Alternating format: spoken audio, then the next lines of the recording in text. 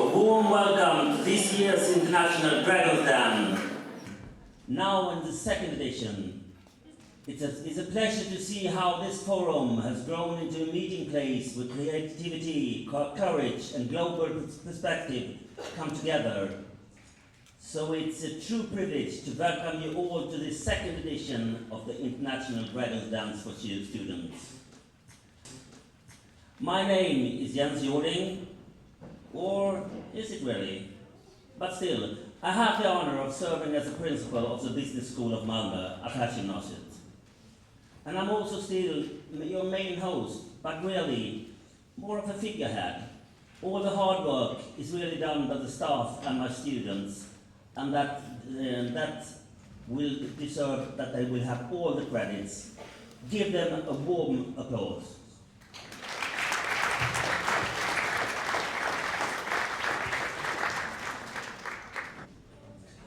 So, now begins everything, and actually, now we will start with a lift competition, because what I was doing now is you are going to find out if what the two first lines, or what you would call it, when you didn't see me, actually was me, or was it made by AI? So now think how you can actually do things with actual mistakes that are that you have made for real, or did I read this from the text here? So I would like you to raise your hands, that all of you that think this was AI made, raise your hands, please. Yeah. So like 1/3, something like that? Yeah, all right. So 1/3 I made. I tried it actually, and you will not get the answer. Not yet, anyway. But however, we live in a world that feels increasingly uncertain, and our democratic values are under challenge, and international understanding is more important than ever. So meeting across borders and sharing ideas, perspectives and ambitions is not only a value, it's not only valuable, it's a necessity. So although today is a competition, for me, entrepreneurship, it's not that much that what you do and actually what you get ideas to become like a project. It's a way of thinking. So for me and for Affärsgymnasiet, especially entrepreneurship is a way of thinking and a way of developing your thoughts. I think, oh sorry, I don't get some tips, that's good. So I think that I will thank you all for coming here today. I mean, this is the second year we are doing this, and I mean, the second time it must be like a tradition. Don't you think? First time is one time, second time, that's a tradition. So I'm proud of each of you that you are being here, and for daring to present your ideas, and for contributing today that are defined by curiosity, respect, creativity, and not the least, saving the world for us who are getting old. So with that, warmly welcome to you, and hereby I declare the 2025, you must help me there, 2025 International Dragons Den for students hereby officially open. Jens. And, sorry, I promised you that I would say if it was real or not. Actually, it was not AI made, but I did, like an experiment last night, and it was pretty much the same. It could have been AI. And for you who, some of you have been last year, you remember that I did rap for an introduction. The problem with that is that you can't do that anymore. All the fun things are actually, they're gone. So I didn't do the rap this year because everyone would just say that's AI. So today this was an experiment to see, do you think it's AI or not? But I think we can all agree that all of you here is here for real, I hope. So now I give the mic to our hosts, and you will present yourselves. So thank you very much. Hello. Thanks again for giving us 1 minute here to speak. My name is Daniel Moreland. I'm a teacher at Affärsgymnasiet in Malmö. And I'm Salma Shasha, and I'm a student at Affärsgymnasiet. We're a bit short on time, excuse me. So we'll get right to the ground rules here. Oh, whoops. All right, this was the general schedule for the day. We should be getting through to the final presentations a bit before 5 o'clock, and then we'll, after the deliberations of our judges, we announce the winners.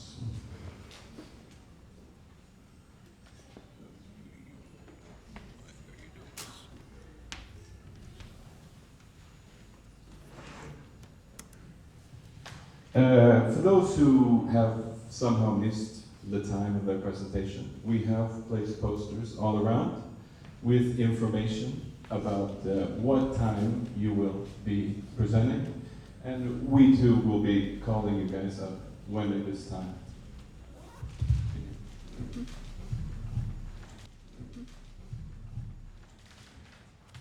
All right, we can introduce the 4 dragons for the day. First up, Patricia Dianda, the culinary queen behind Flavor Boss. She can turn street food into an empire, and she knows when an idea is undercooked. Then we got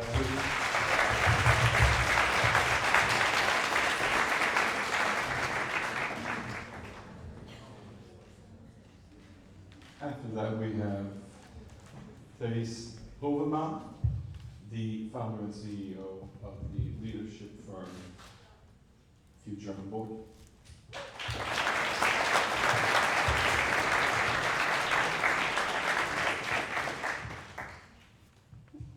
Then we have Robert Quack, an international business strategist and co-founder of Direct Ukraine. He can smell a bad ROI from a mile away, so keep your numbers sharp.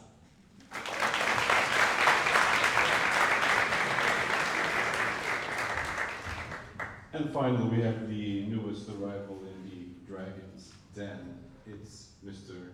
Tor Hansson, a leadership consultant who can push us to get to our highest potential.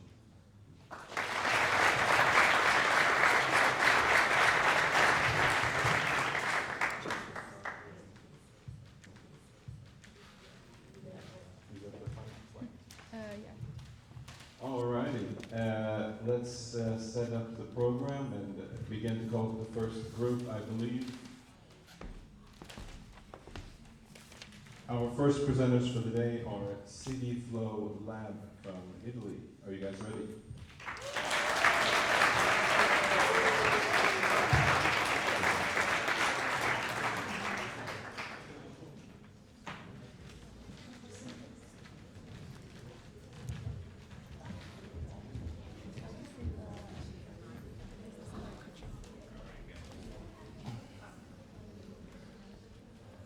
We have 2 microphones for you here. I have your slide here. Just have one person push it forward. Or if you need assistance, I can also do the pushing.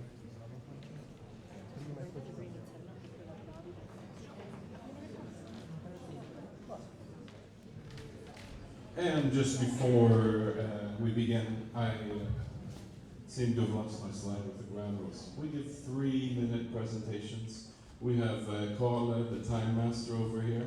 He has a convenient little clock. So you'll see the time ticking down. And when the time is ticked, a buzzer should sound, and that means finish your sentence. Wrapping it up. Yes.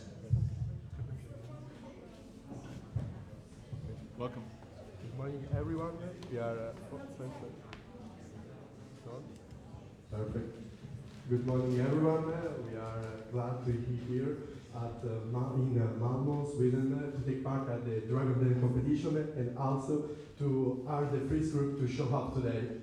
We come from Italy and we are Davide, Sofia, Maria Sofia, and Francesco.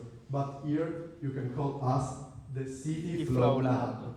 Now, moving on to the important things, we are here to present our new product, the transformative, smart, and urban rain flip. So, rain flip. When you are out, and maybe it's a sunny day, and you are peacefully walking down the streets with your backpack on, but suddenly it starts raining, and you weren't prepared because it was unexpected. How do you face this contingency? How do you cover yourself if you are just with a sweater on and you weren't prepared for this bad weather, for this rain? So rain flip is the solution for you. Rain flip gives you the possibility to have a rain jacket and a waterproof backpack all in one, and all with sustainable materials. So when you start to feel the first drops of rain of your skin, you just take your backpack off of your shoulders, and by unzipping it on the back of the bag, magically pops out a rain jacket that you can wear just in an instant. So in an instant you are covered from the bad weather, from the rain, and it functions with the closure on the back that has a zipper that goes all over your head, all over the hood that covers your head, and it's in this way that rain flip expects the unexpected. So in this picture we can see a situation we have all experienced at least once in our lives. We can see a man going out with wearing just a hoodie and a backpack when, unfortunately for him, it starts to rain. This is because the man gets soaked because he don't have rain flip with him. But we can see the situation with our product, rain flip. So we can see that the rain flip, our new product, open and transform into a jacket, saving the man from the rain and the cold. And this can change the day of this man, can transform the day from ruined to saved. Dry people, dry stuff. It's a daily backpack and a cool and sustainable rain jacket all together in less than 5 seconds. You can find it in several colors such as gray, black and light blue for everyone, while fuchsia, red and yellow for the most daring. So our backpack is made from recycled polyester, which comes from PET bottles. So the main features are that the interior is of course waterproof, and the 2-in-1 sign replaces the need to buy 2 separate objects. So these products helps the environment. And finally, as for the price, it's about 89 euros. That is the right trade-off between accessibility and revolution. And finally, I can say that Rain Flip speaks to the students, to the commuters, and especially to the city. We finished. Thank you.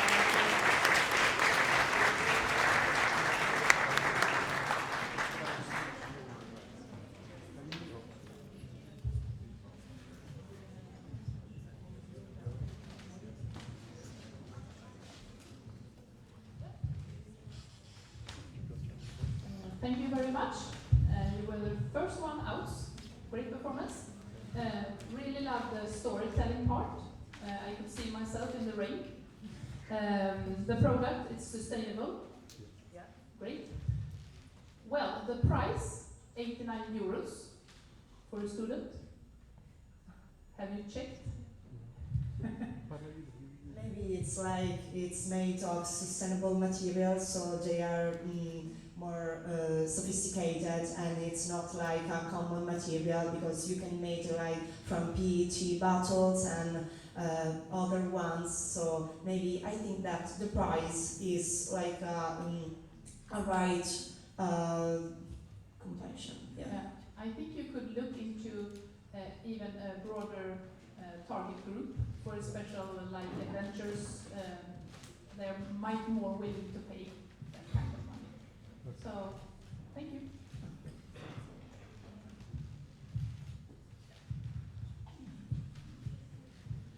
I'm curious, thank you also for the presentation. I'm very brave to be the first one. Very nice to hear your presentation. I'm curious, do you have a prototype yet? Or how are you, do you have a backpack? Like, have you developed it? Do you have an example? And we don't have it, no, we don't have it here. Are you working with someone at the moment to develop it? Yes, Okay. we are working on it. Yes, I think it's not that hard to create, because, as I said, it has a zip on the back, and like this material that is waterproof, and this is the jacket. It pops out, and you wear it like the backpack goes like here in front, and then the jacket closes from the behind, from the back, up to the hood that is over your head. So it's not that hard to recreate to reality. I think what I'm asking is if you have any idea of the production costs. We are working on it. Thank you. Maybe 70, like, yeah, 70 euros. Thank you.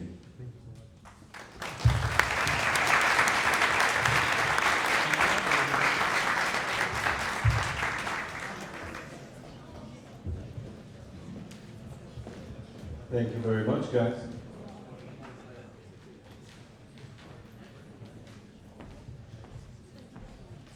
All right. We will now welcome up the group, the second group of the day. Coming from Portugal, it is Taskmate or Taskmate.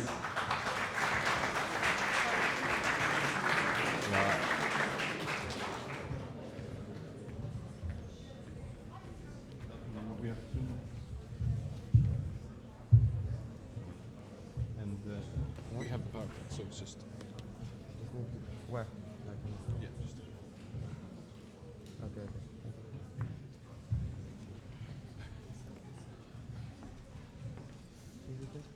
We can start? Hello everyone, my name is Rafael. These are Pedro, João, and Rodrigo.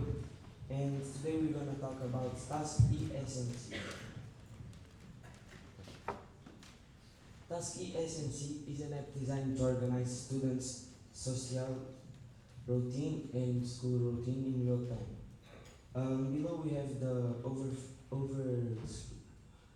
overtime of the main screen. Here we have home screen, where you can see the daily tasks and upcoming events, making it easier to organize the student's routine. Here we have the calendar, where you can add tasks, see the event details, and manage your schedule in simple and intuitive way. And the last one, we have the profile screen, where you can see the monthly tasks completed, edit your profile, and manage settings.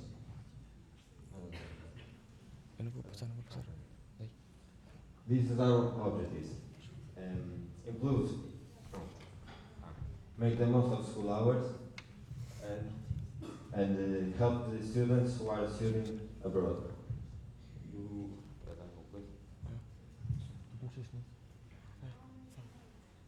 This program uses essential web technology to build a school routine app, such as HTML.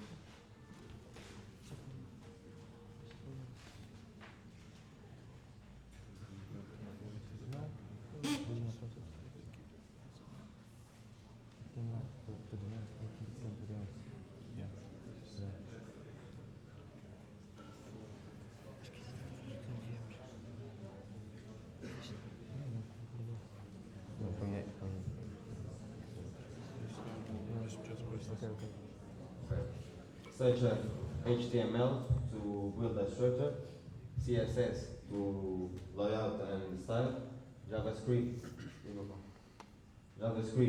to edit, to activity and dynamic actions, PHP to handle the server logic and data processing, and MySQL for database.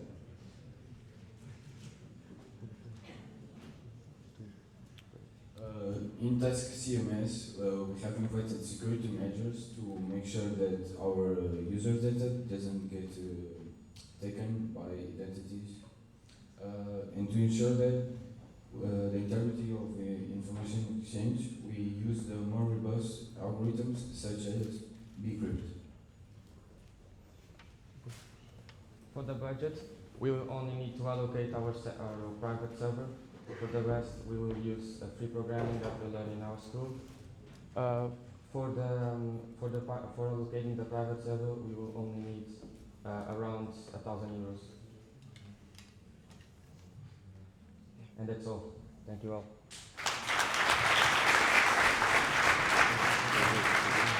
Can you guys give one of the microphones to the directors? Thank you very much, gentlemen. Let's hear what our directors have to say.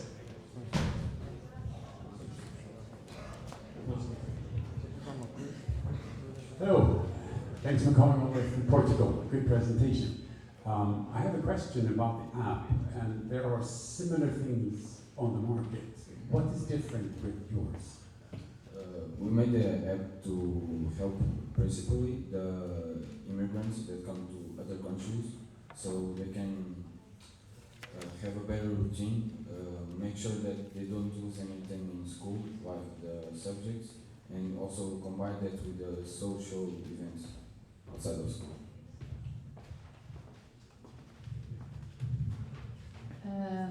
I think for the pitch, if you start with the problem that you're solving, because I didn't really get that, I guess you're really good at the technical parts, but with the presentation, help us understand the need for it.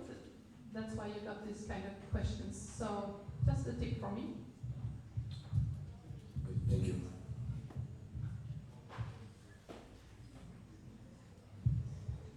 I was thinking about who's your paying market actually. The app is going to be free because we want to help the immigrants, students, so they don't have any costs and they can have a good school life. Okay, so how would you actually like market it? Like how would you find these people? Where's your platform? We have a lot of, in Portugal, we have a lot of immigrants, and in our school, probably like 30% it's not Portuguese, and that's why we choose that, why we talk about that.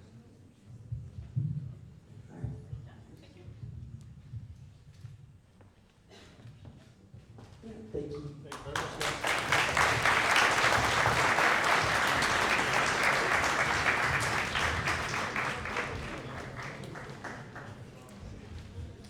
Okay, next up we have Stort from Finland. Welcome our president.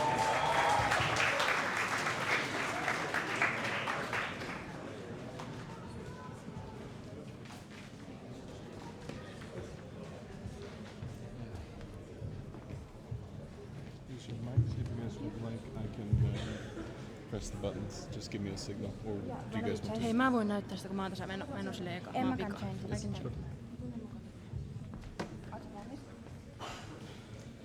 Hey, I'm Emilia, this is Senja, Elle and Emma, and we are from Finland, and our business idea is a recycling app.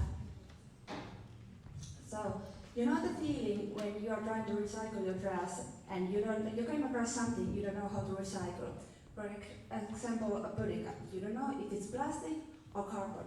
Our idea is to make an app that helps you recycle your trash and make it a lot easier. Okay, what is our problem? We know recycling is sometimes very difficult. If people don't know how to recycle trash, they don't do it at all. It is often difficult to know what material product is made of, and people often do not correctly. So how the app actually works? First, you open the app on your phone, then you press the scan button, then you scan the barcode with your phone. Then the app tells you what material it is and how you recycle it, and when it's done, it gives you points. So, how does our idea solve the problem? There's easy barcode recognition, so no need to guess, and there's no hesitation, which is one of the biggest obstacles to recycling. It shows the materials used in the packaging and how it can be recycled. It gives you immediate information, and the app improves recycling, which leads to fewer mistakes and higher recycling rates. People learn by doing, so they become more aware and responsible recyclers over time. So, how do the already existing ones solve the problem, and how is ours different? There are some similar apps, but ours shows you how to recycle better. For example, it also only tells you how to recycle bottles, nothing else. Our app shows you what to recycle, how you do it, and for 90% plastic. At first, it's pretty similar, but it shows you how to do it better. So how our app makes money? We could collaborate with, for example, LSJH, which is Finnish West Side Recycling Center, and we could put recycling teams apps on the app, with, for example, eco-friendly products. And when you recycle, you get these points, so you could participate in lotteries. You could win your prizes from our partners that we hopefully will get from other companies. Thank you.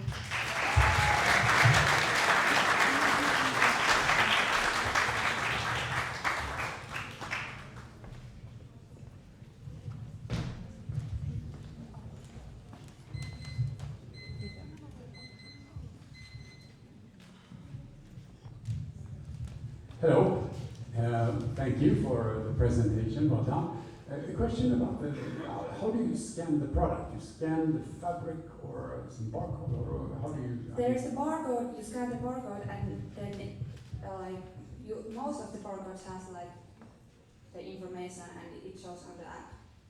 So from the barcode.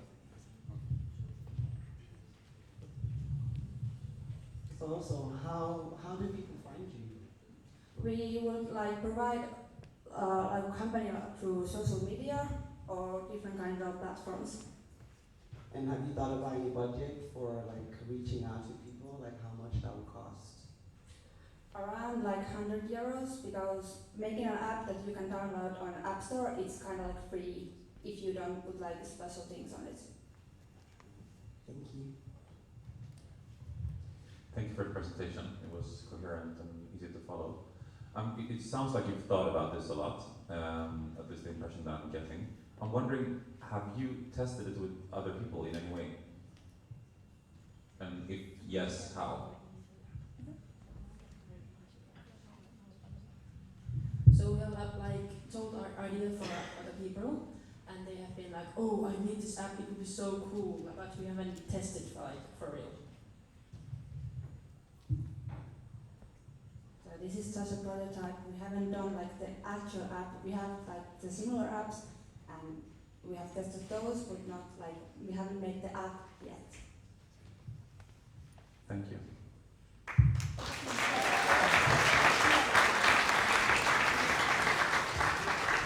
Thank you very much.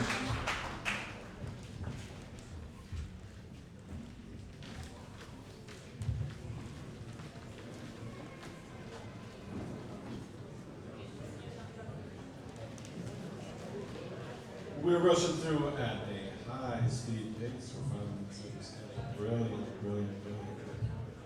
And the next team up is Mobilimap from Latvia. Welcome, guys.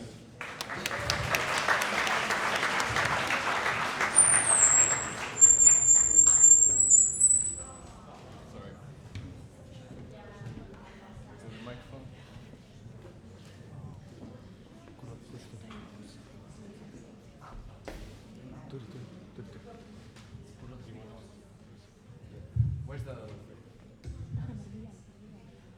Where's the second mic? Here, there's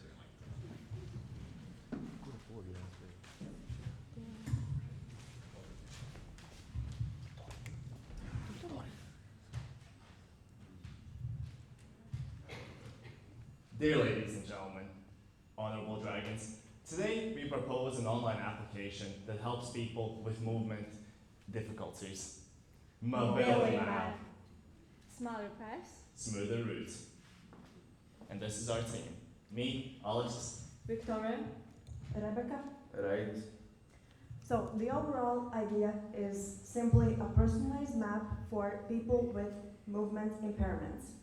We initially observed that even with the help from popular apps such as Google Maps or Wheel Map, urban navigation is still a challenge for people with movement difficulties, and that is where Mobilimap comes in. Mobilimap provides personalized navigation for people with mobility limitations, detecting obstacles and offering safe routes. In Latvia, over 200,000 adults have disabilities, many with mobility challenges. Urban environment presents obstacles that standard navigation apps fail to address. Initial development is projected to cost around €15,000 with a monthly business operating cost of around €335. We intend to charge a €5 a month recurring payment for every user and make a supplementary income from selling users' location data. Our target audience is people with movement difficulties, such as seniors, disabled people, and war veterans. A great example is Ukraine war veterans currently recovering in Latvia. Here you can see what our logo looks like, what the app looks like on someone's home screen. As soon as they open it, they're faced with a myriad of options to pick what best suits their needs. Then, without any further interruptions, they go to a screen where they input their starting and their destination point. Then the map generates the custom route for them. For example, here the user selected that they need frequent rest stops, so the app presents them with publicly available seating.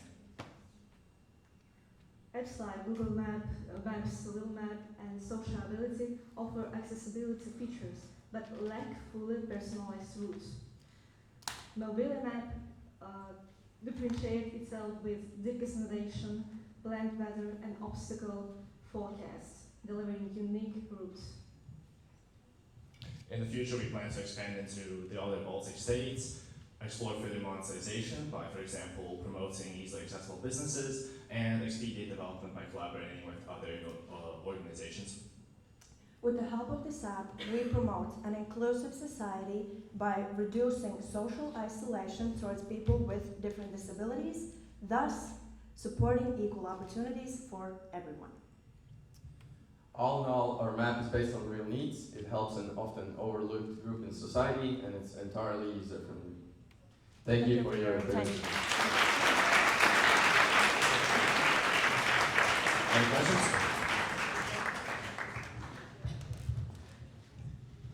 Thank you very much. You had a clear business model. You're solving a need for a problem, for a group. Really good. And you had a budget for it. Really good. Have you tried? Have you any customers tried it or? We have not yet, though we did propose the idea to several familiar members and other people that we know that would fit our target audience, and they all seemed quite pleased with the current prototype that we had, at least from a simple inspection. Yeah.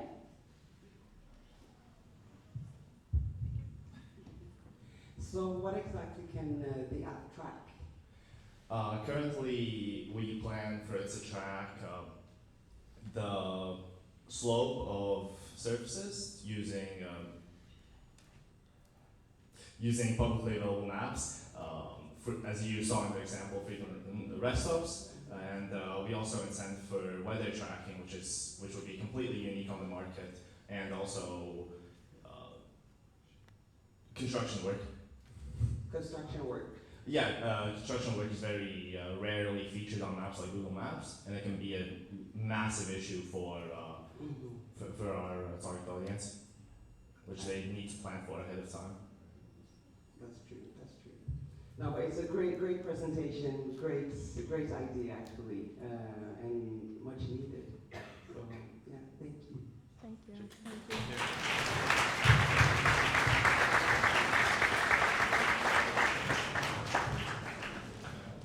Okay, next up we have Akokila from Lithuania.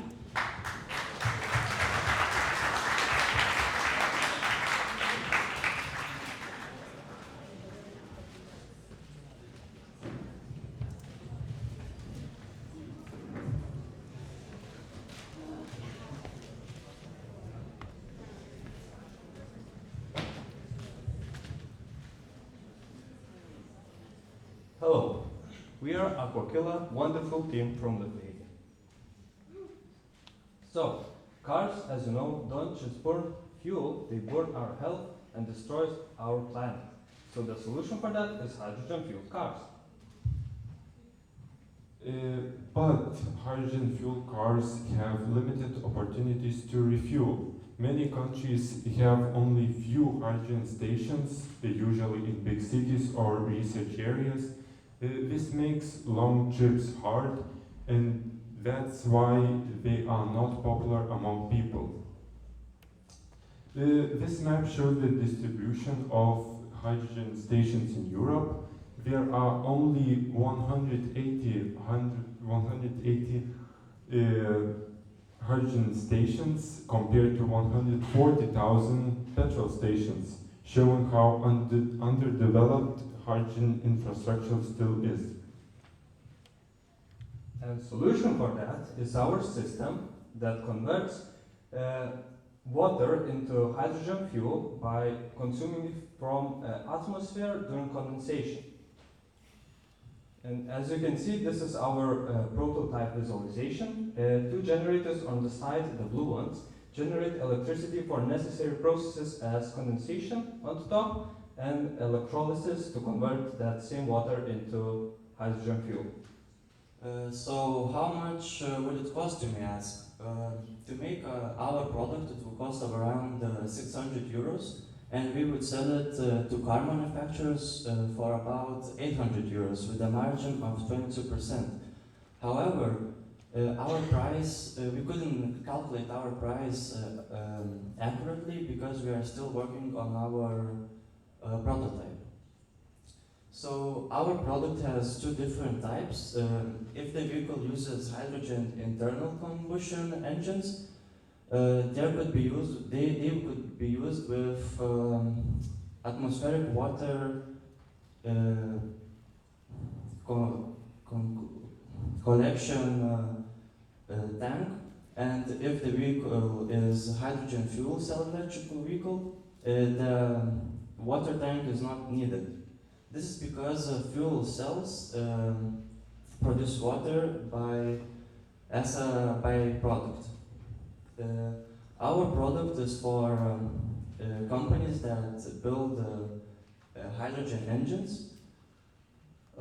These industries try to find safer and cleaner ways to power their vehicles.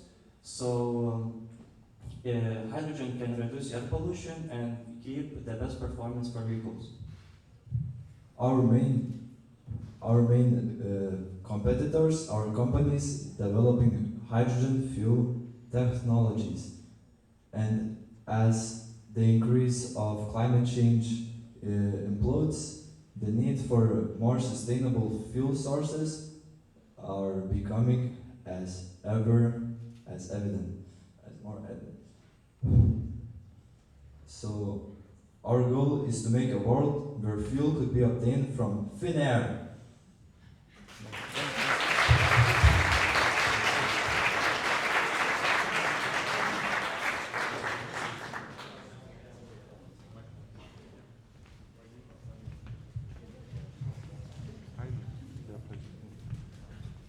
Hello, boys. Good presentation, thank you. A question, how many percent of cars today are hydrogen cars? There are approximately 1,000 in Europe registered. 1,000 registered hydrogen cars? Yes. And you think this market is growing how much? I think it's growing fast because the climate change and the electric cars are not very popular because they are not sustainable. Thank you. Great presentation, thank you. Where did you get this idea from? This idea comes from a very long period of research. I'm very interested in the cars, and I looked like for the whole summer for sustainable source of fuel, and I found that hydrogen car exists, and I thought of an idea that we could make them a bit more sustainable, and because of the limitations of refueling, we could improve that. Yes.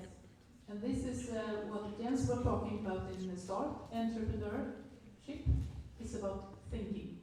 And I think you proved that. Thank you.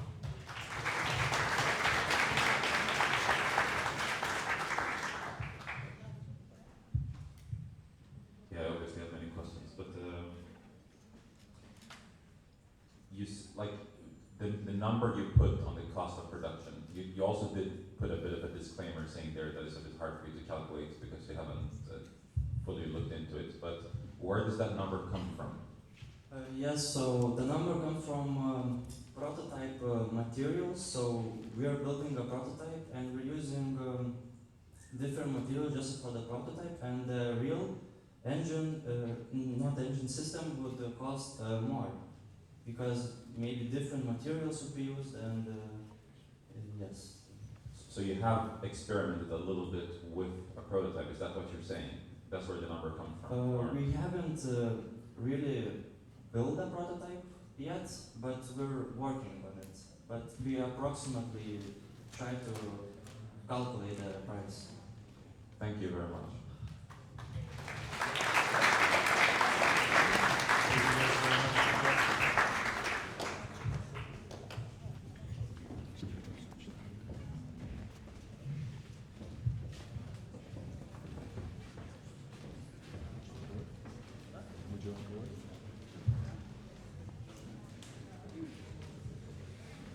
All right, some incredible performances so far. Let's get those sources in as well. The next company coming up, I have to say, I'm a little bit biased. I'm kind of rooting for them. Coming from our homeland school, Affärsgymnasiet Malmö, it's Cognitio.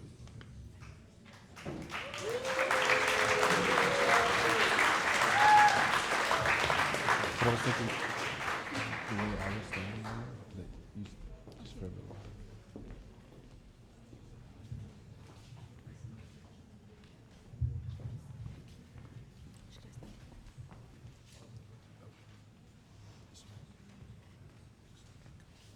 A key ingredient to successful learning is a good notebook. I use my notebook every day. It helps me focus better and remember important things I need for school. And although there are many different kinds of notebooks, we just can't seem to find our perfect one. That's why we decided to start Cognitio Ylef. My name is Nadia Anderson. And my name is Maya Tiori. We've spent a lot of time looking around the bookstore for a good notebook for school. And for us, it doesn't just need enough pages for writing. It also needs pages for us to write the different formulas, especially in math. Normally, we spend quite some time writing different math formulas in the back of our notebooks. Having them easily accessible is important because if you understand them, you will understand math. Many people struggle with the idea of learning math because it seems like something you know or you don't. And we just don't agree, and our solution is simple. We decided to make a notebook that has both a page with different math formulas that depend on what math course you're studying. Not only does it include a page of formulas,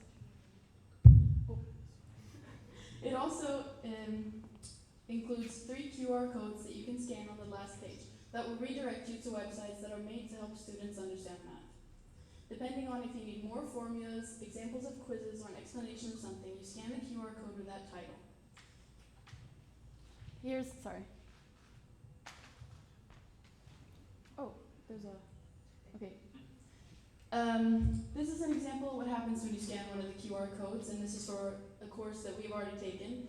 And we wish that we would have had this when we were taking it because it helps a lot. We feel like this is something that might help someone struggling with learning math. Not just that they understand math, but to remind them that it's okay to not know everything right away. But that you can always learn. To invest in a product like this helps to get rid of the stigma created around math, a subject that many students feel stressed and worried about. Not only does this notebook help students work at school, it can also help them study math at home.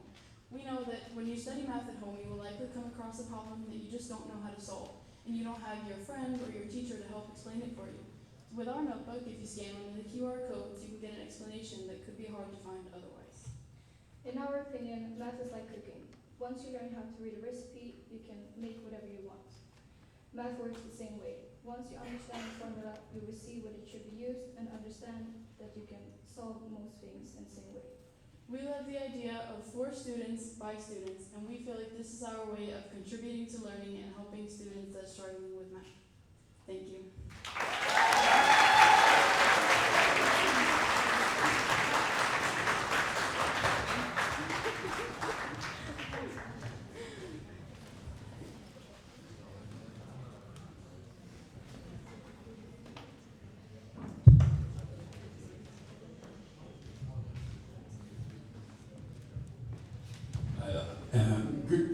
This is it's a very interesting product. I just wonder how will you sell it and how will you market the product commercially?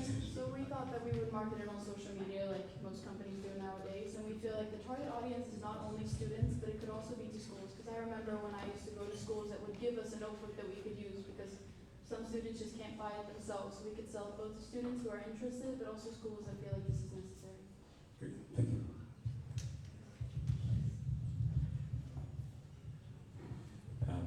I'm curious, did you try, like, similar question to someone before, did you try it with someone?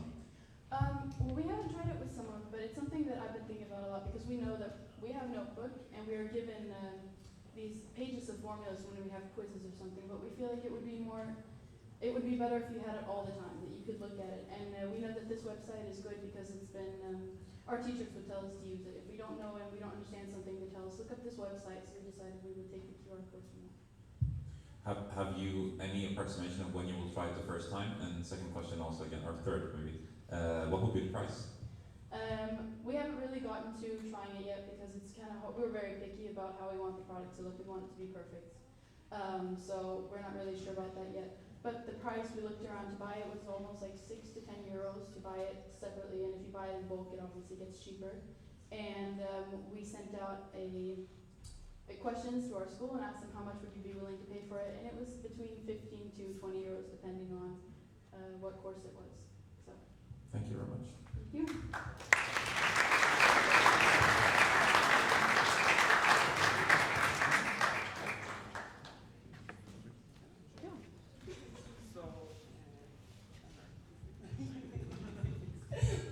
So, great presentation, by the way. Really great presentation. And so, right now we have ChatGPT. Why not use that in your app?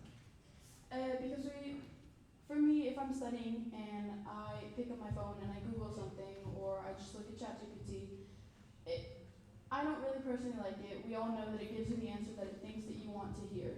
ChatGPT is not completely a reliable source, and we feel like it would be better to have it straight in your notebook. You scan the QR code that you need help with, and it will come up with all kinds of stuff.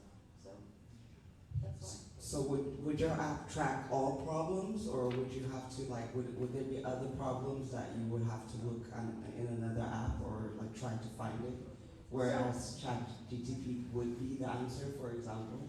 So how it works is we just have the notebook. The website is already made. It has all kinds of different stuff. The thing is, it has examples of old quizzes like that we have not from the La Probe, which are very big, and they have all kinds of different ones. And it has for all different math courses. So you just pick which one you're studying, and it will give you examples of questions, examples of quizzes, and we feel like that's what we would want. Okay, so you're trying to direct people to that exactly. website. Yes. All right, great. Thank you so much. Thank you.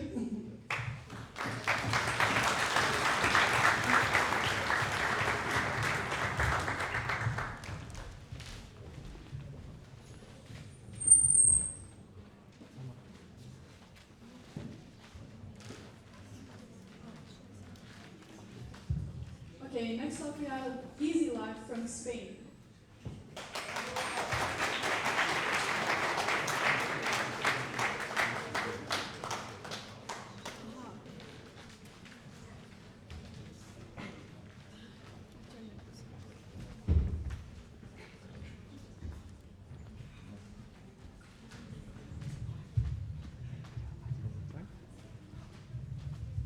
You guys need a minute, 30 seconds to show them the prototype.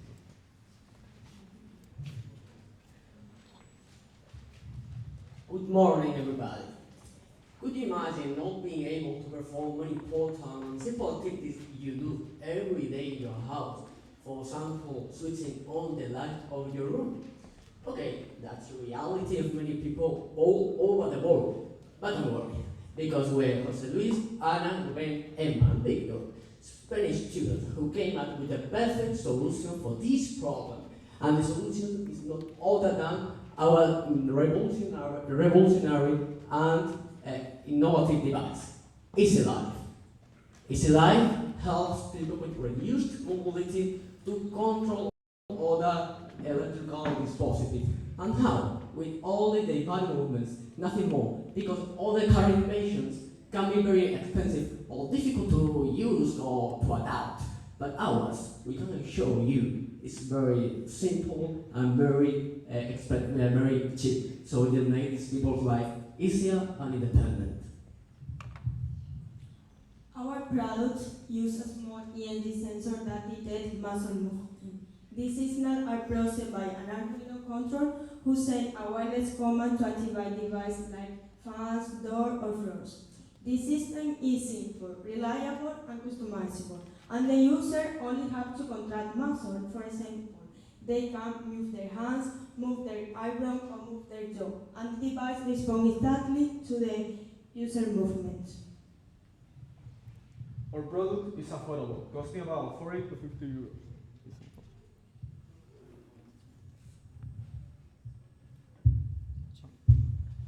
Costing about 40 to 50 euros.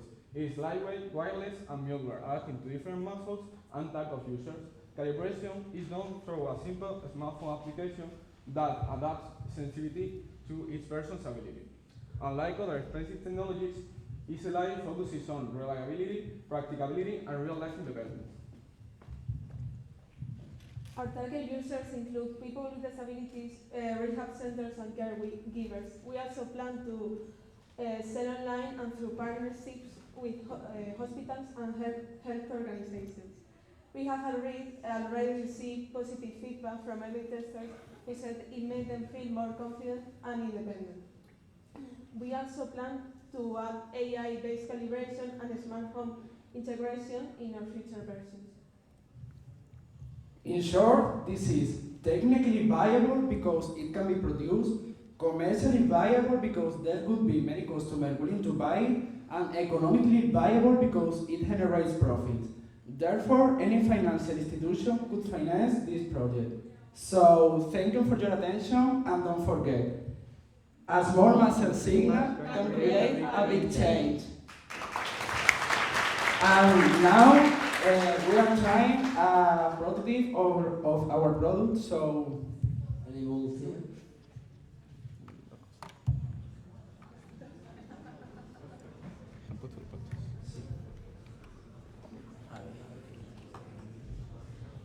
Okay, Dragon, so you are going to try a prototype of our product?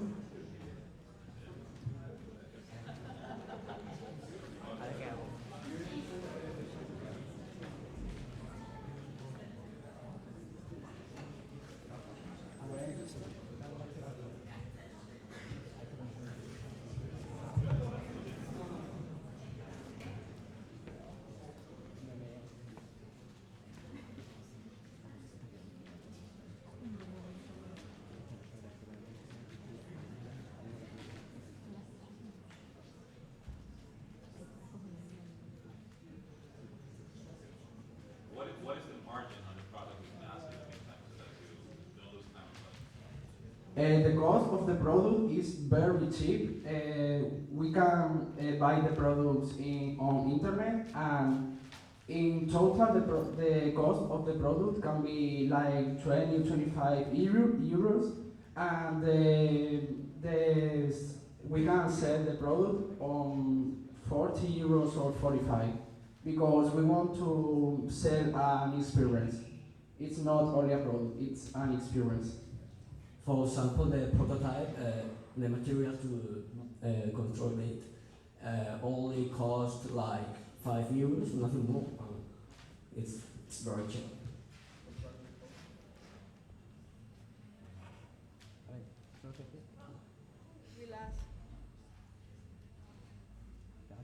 You have to put on the table. Ah, on the table. Relax. Contract.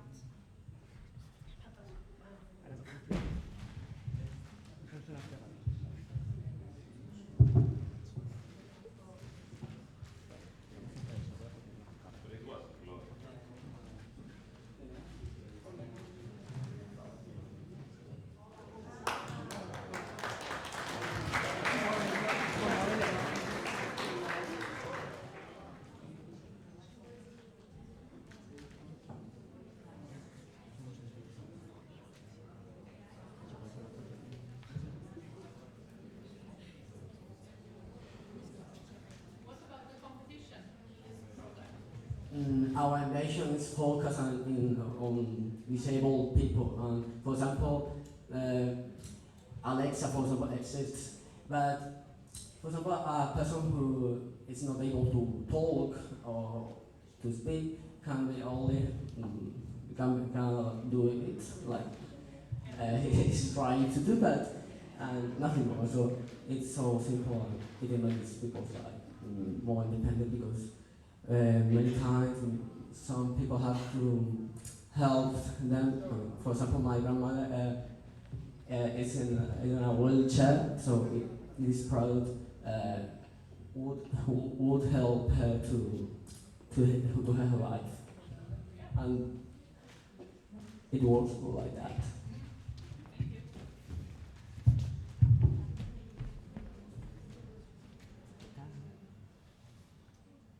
This is an idea.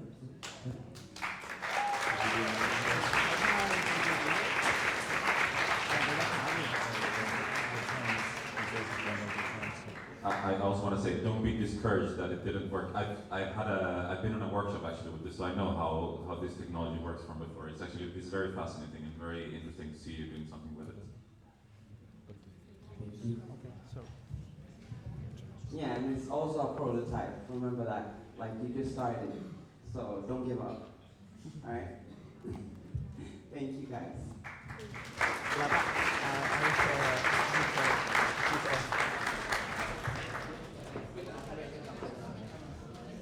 Thank you so much, guys, for showing us our first major prototype of the day.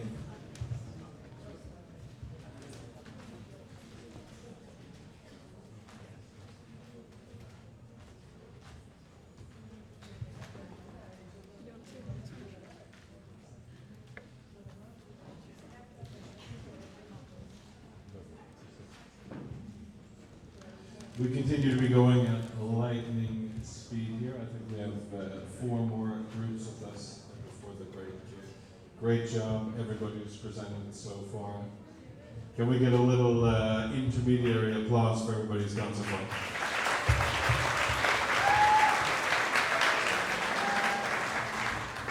And someone, can you introduce the next group? Next up, we have Mario from Sweden. Affärsgymnasiet är i Malmö.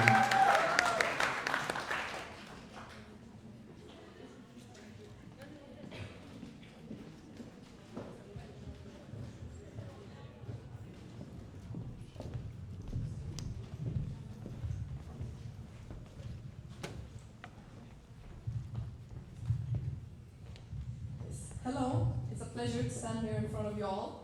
Today we will talk about our business. Our company is called Amariel, and we are from Citadel Gymnasium, Malmö. My name is Victoria, and here are my co-workers Vera, Lynn, and Maya. So when we first decided to spin ideas for this project and to create this company, one idea really stuck out to us, and that was the idea of personalized jewelry. So since we were already friends, we decided to join forces and become business partners. Our business idea is to make handmade jewelry that feels personal, timeless, and sustainable. We design and assemble each piece ourselves using partly recycled material to give our products a more conscious touch. We started this because so many products today are mass-produced and impersonal, so we wanted to offer something more meaningful. Jewelry that lasts and truly reflects the wearer's style. At Avaria, our goal is simple. Elegant pieces that let young women express who they are. So the jewelry market is highly competitive. So when we did our market research here in Sweden, specifically at our school, we found that companies like Elblad, Glitter, and Europen are some of the most popular. What made them so popular was because they had a very minimalistic style, which is currently popular here in Sweden. So our goal is to take a bit of inspiration from them, but also make it a bit more unique and, of course, a bit more personalized. Our target audience are mainly girls between the ages 15 and 25, because we aim to make affordable jewelry, but with good quality. We think that that age group will be the most interested in our company and our products. We are also very unique on the market, as there are no other brands, larger brands, nowadays selling personalized jewelry made for the specific customer. Therefore, we believe that there's a big market for us, and we have a good space on the jewelry market to expand and sell more products. Thank you for listening.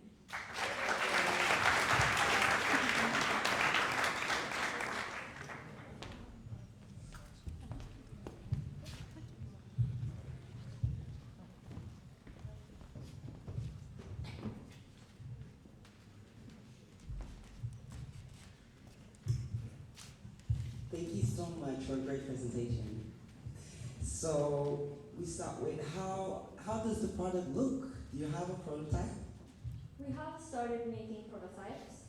We are currently experimenting with what materials and where we are getting our products from, our materials. But we have started, but we don't have any with us today because we're quite perfectionists. So we aren't truly happy with them yet. So how exactly are they going to stand out? Like, instead of going to Glitter and to all these other places that you usually go to, like, why would we go to yours? Can you, like, choose your product? So we we ask our customers what they like, how they are, what their personality is, what they like in their jewelry, and make custom pieces for them. We also have standard pieces if you don't want anything super customized. We also are able to build on our basic pieces to create something even more personal. So price range, like if you're going to make something like personalized like that, it sounds a little bit costly to me because you will have to have a lot of time, like spend a lot of time with your client and each and every client, and you have to eventually like manage and getting paid for the work as well. Have you thought about that, like going further? Yeah, so everything will not be personalized. We will have some already done pieces that you can buy when we are standing outside and selling stuff. Then if you want something to be customized, then you have to place an order with us. And if we can do it, then we will. And I think the price will change depending on what you want it, how you want it to look like. But other than that, we think those already finished pieces, we think, for example, a pair of earrings, it will cost around 30 to 60 crowns, we think, to make, and we want to sell them for around 100 crowns. Okay, thank you.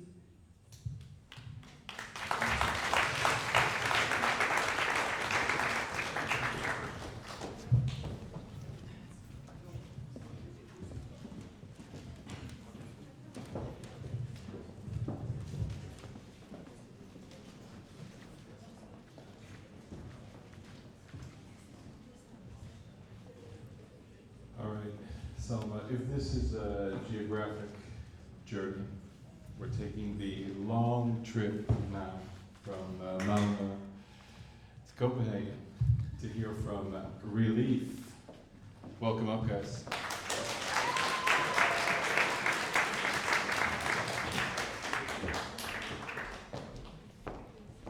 Thank you so much. Should we just come here? Okay.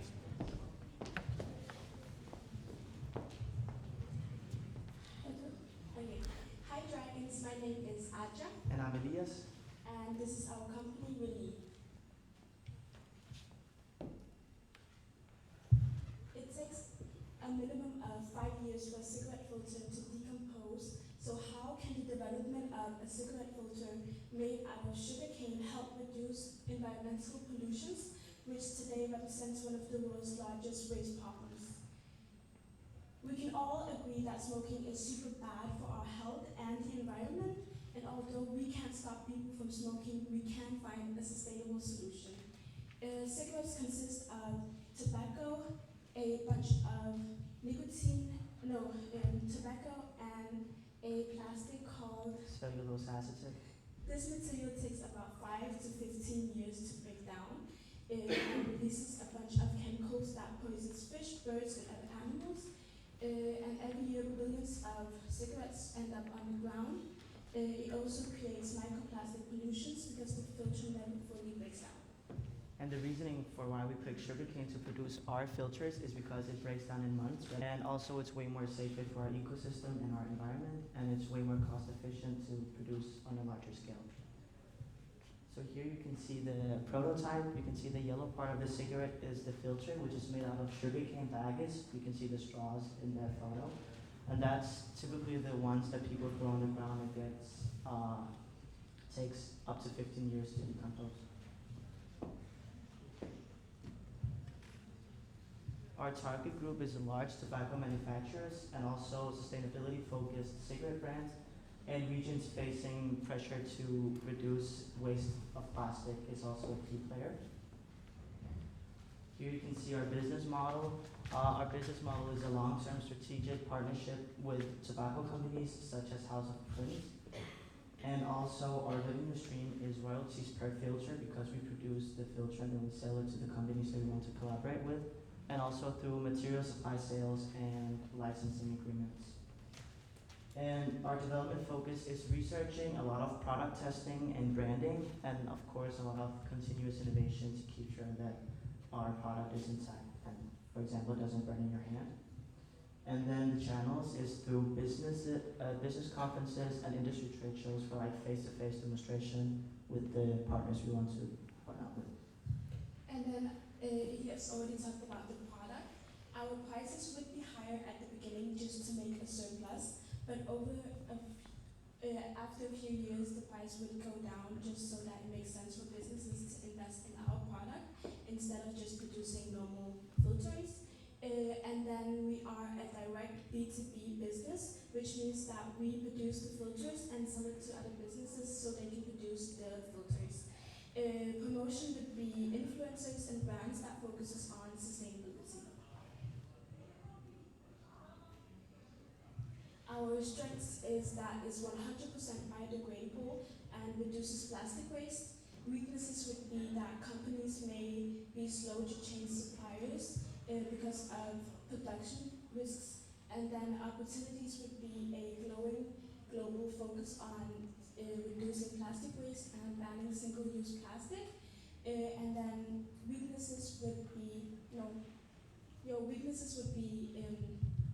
threats would be strong competition from large established filter manufacturers. And here's our startup budget. So we started off initially with 100,000 Danish krona, and then we took a loan of 250,000 krona, and then the rest we got through sponsorships. So the analysis and project initiation would be approximately 50,000 Danish crowns, and the material testing and lab work with collaboration with Copenhagen University would be 200,000. Prototype development would be 100,000 Danish krona. Testing and validation would also be 100,000, and legal advice such as lawyers would be 50,000 to make sure we keep the guidelines. And branding and marketing would be 50,000 through social media. And a contingency for unexpected problems would be approximately 50,000, please. And that was our company. Thank you so much for this.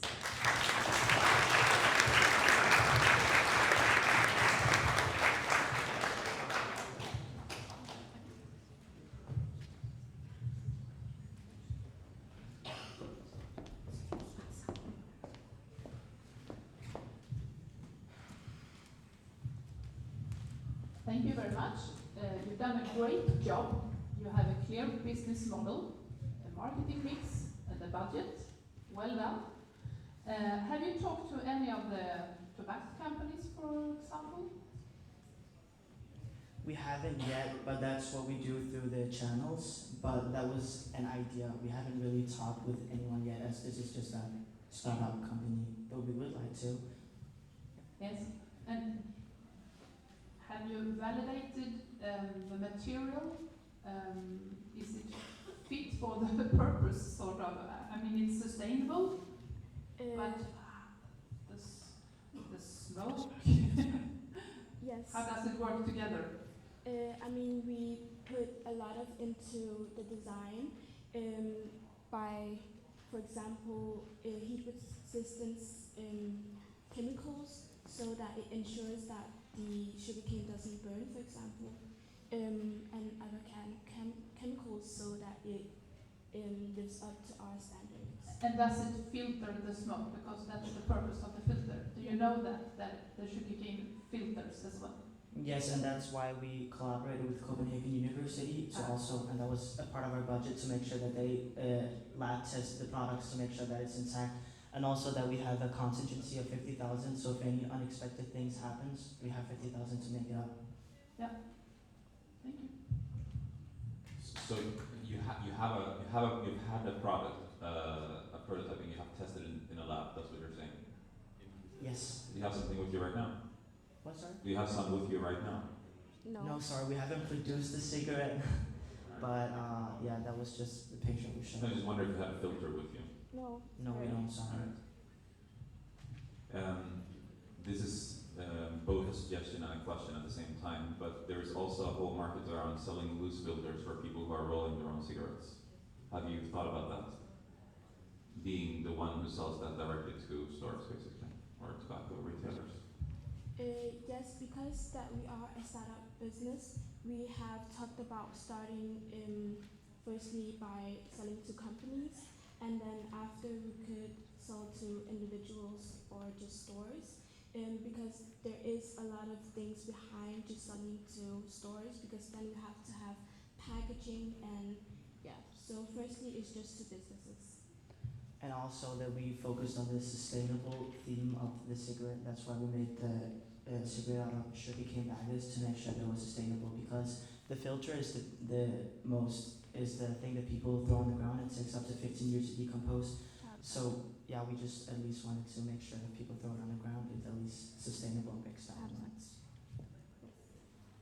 Yeah, I'm just asking because sometimes it's more feasible than to land big contracts. I'm not taking away the idea, it's a great idea, but like, and maybe it's not so common as well in the north, but in the southern parts of this world, people roll their own cigarettes way more, and there's a whole market around that too. Thank you. Yes, Thank you.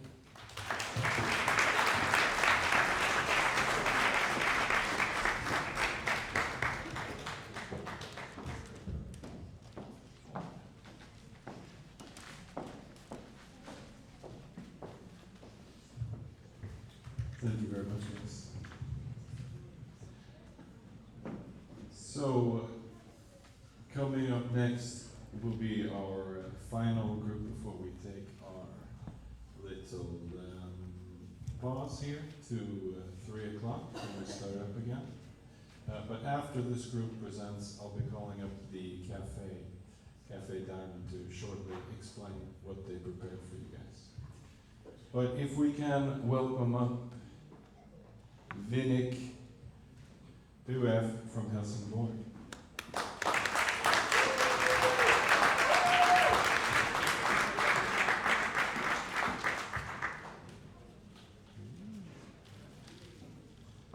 We have a little product reveal up there.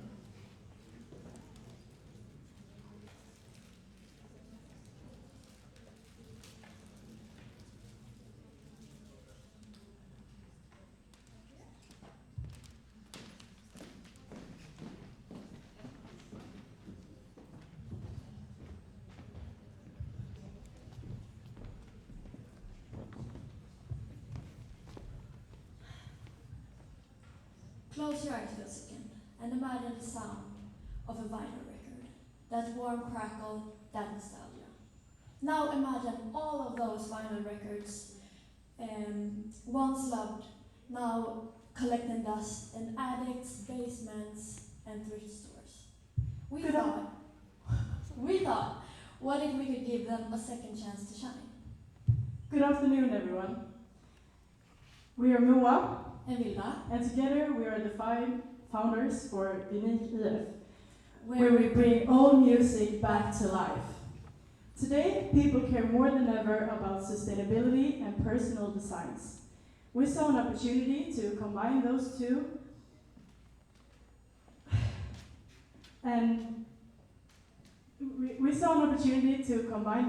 passions and create something both unique and timeless interior pieces.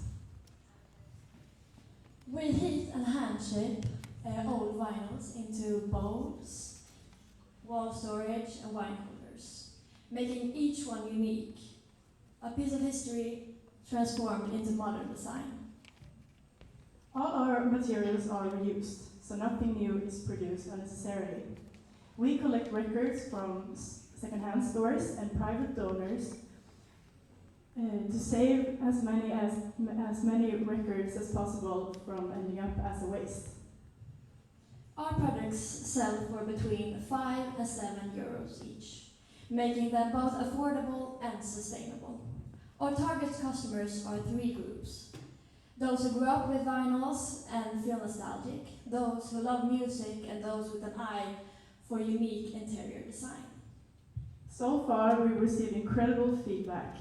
People say that our product brings back memories and spark conversations, while fitting beautifully into any home.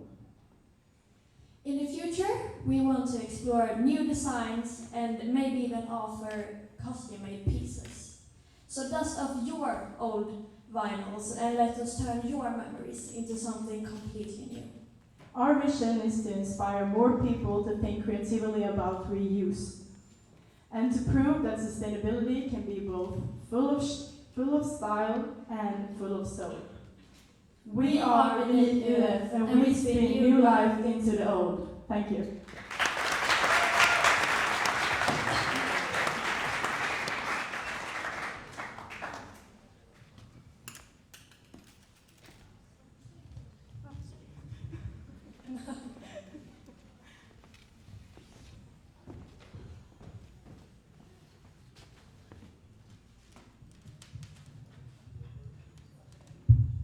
Thank you so much for a good presentation, and thank you for the prototype. Really cute, really cute. I get the idea.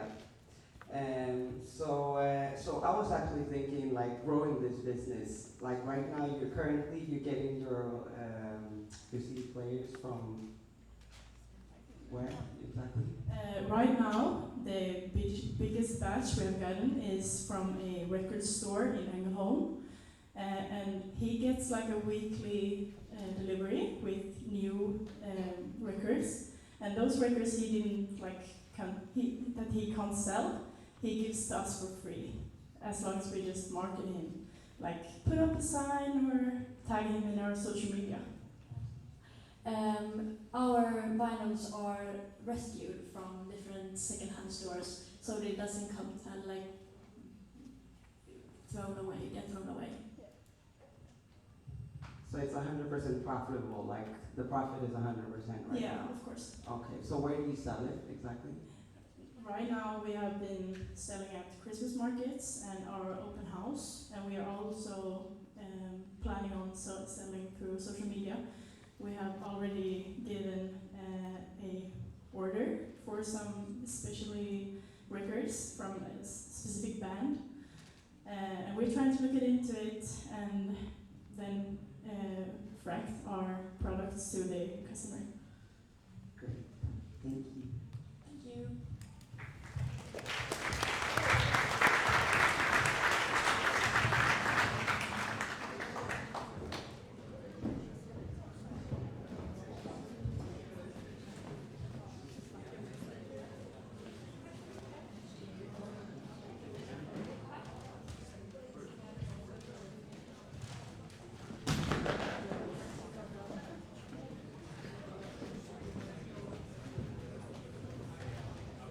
Alrighty, let's give everybody who presented in this first half a huge round of applause.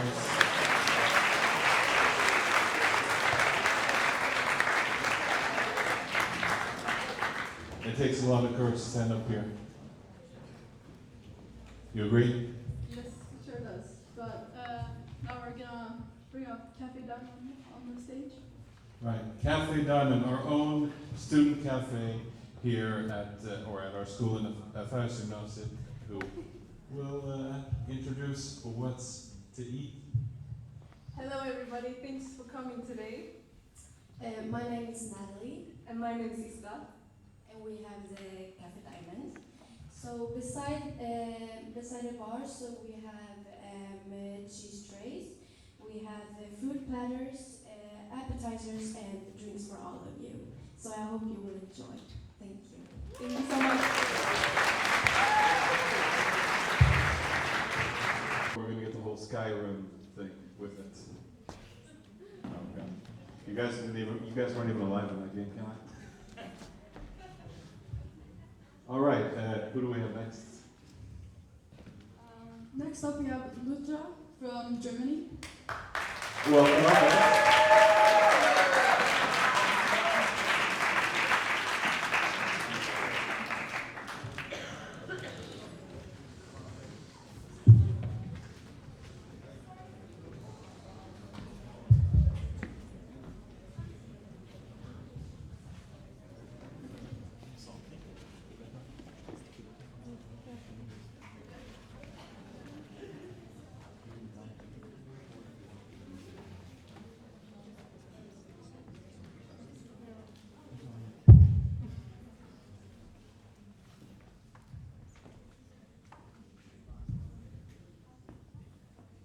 We don't have drinkable water in our school.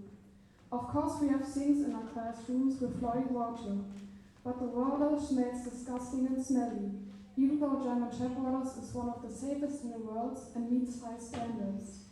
Another point is that the faucet is too low, so our water bottles don't fit underneath it. So even if we wanted to refill our bottles, it wouldn't be possible. So we developed Lutra, a sustainable water filter, so that every child has accessible and attractive water in school. Yeah, that is right. For example, in Germany, tap water is among the safest in the world. According to the German Environment Agency, UBA, over 99% of the water is safe. But in all school buildings, we have still copper and lead pipes who are dating back to the 1960s and 70s.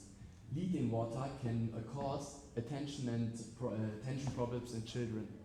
For that, we have Lutra to solve the problem. And that's exactly why we developed Lutra. It's easy to install, works without chemicals, and uses carbon granulates that filters harmful substances, and fine sand, which filters mechanicals, and clay balls, which have antibacterial in it. And together they remove contaminants and also others. And with Lutra, students have access to fresh and clean drinking water. But Lutra is not just about health, it's about sustainability too. Our filter housings are made from recycled plastic bottles. They use a tube to make sure the water gets to the students' bottles. Our cartridges are recyclable and compostable. One average big school in Europe using Lutra could save 10,000 plastic water bottles and 1 ton of carbon dioxide in 1 year. The filter is modular, so it's easy to replace, making the whole system long-lasting and eco-friendly. So as you see, that's where it all started, and currently we are developing a new prototype where changing the filter just takes seconds and no tools are required, and the energy consumption is minimal or none at all. cost €1 for the whole thing and 50 cents for a new cartridge. That's because we want students to experience water as something sustainable, valuable, and natural. So at Flusha, we bring clean and sustainable water to our school and communities. We make every sip healthier, every refill greener, and our school more future ready. Thank you.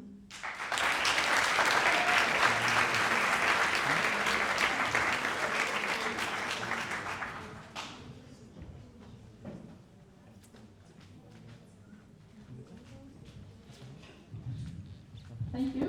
Great presentation. So please help me. How does it work? I can see you. Can you please explain?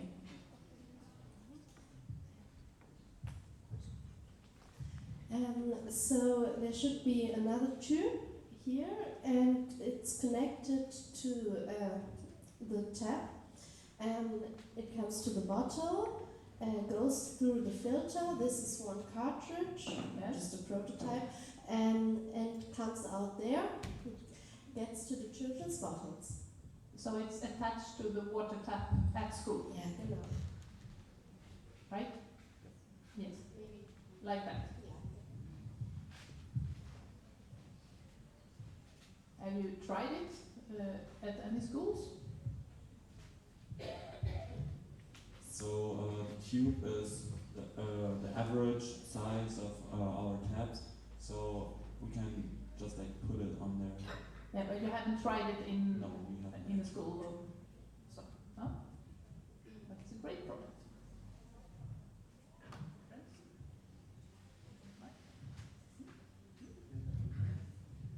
Just clarification, the schools will be your customers.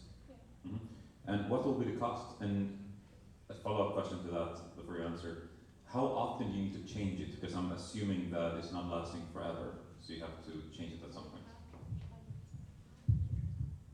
So, like, we're in the testing phase, but the housing is long-lasting, and the cartridges probably about 2 weeks, and then they need to be changed. But we're working on making that work within seconds.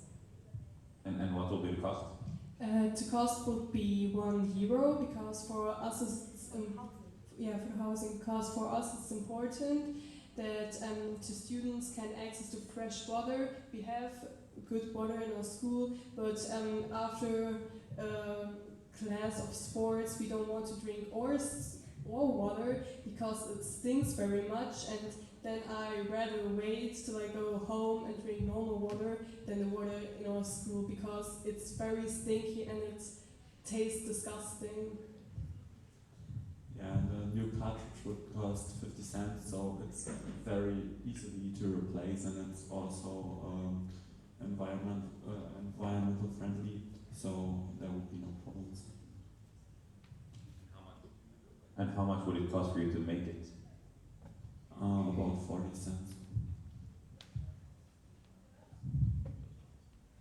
So how do you see yourself like making profit out of this product? Like you're selling it to schools, so how many would like one school buy for you to make a profit out of it? You said you're gonna charge them how much?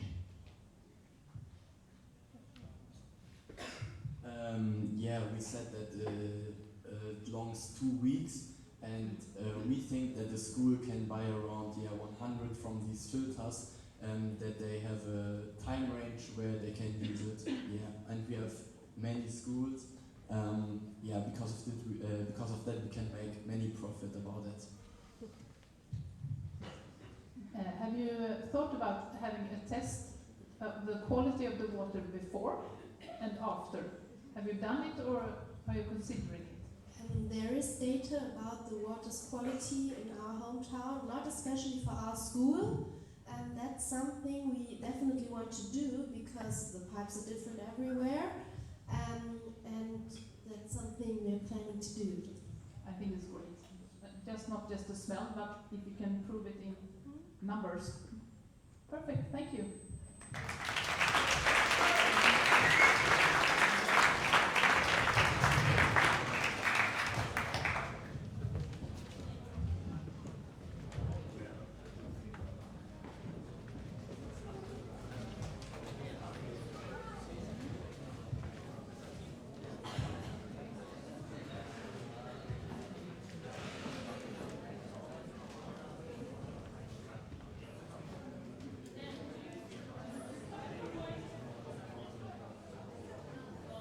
Another great performance. This one sounds quite interesting coming up here. It's the Golden Experience from our partners in Portugal.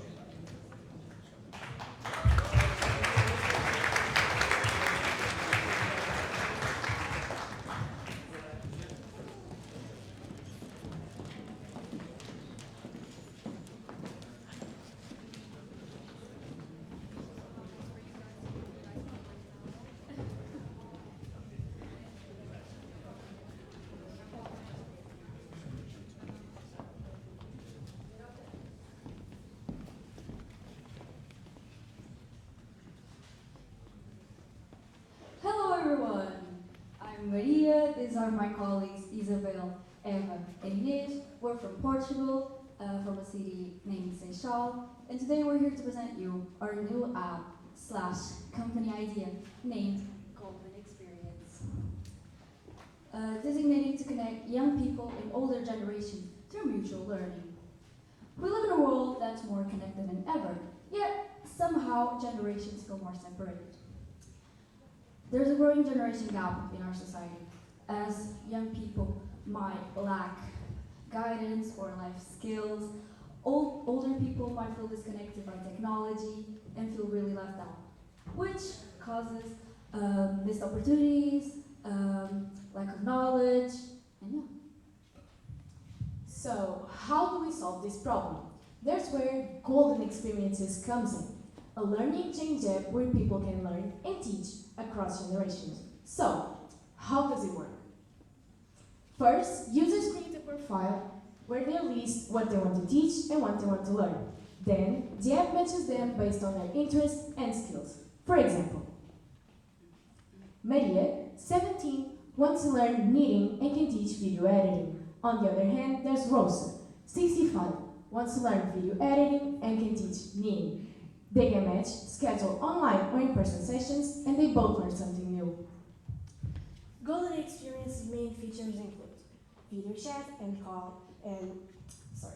call and chat options, local meetups to reinforce the real-life connections, and a story section where everyone can share what they have learned with the other generations. Golden Experiences is not just an app, it's a movement to make knowledge timeless, and this impacts our lives daily. For example, for the younger people, it provides real-life skills, mentorship, and emotional intelligence. For the elders, it provides a sense of purpose, digital literacy, and social connection. For our society, it encourages empathy, reduces loneliness, and, least but not least, builds stronger communities. This promotes intergenerational understanding, something our world truly needs. In the future, Golden Experience could partner with schools, community centers, and retirement homes, making these learning exchanges part of social and educational programs. We imagine a world where knowledge never ages out and where every generation feels valued. Golden Experience's message is simple but powerful. Everyone has something to teach and everyone has something to learn. So, next time you think about learning something new, imagine doing it with someone from another generation. That's what Golden Experience makes possible. Here we have a QR code so you can check our flyer. You guys can all check it. If you want to. And that's it. Thank you for listening.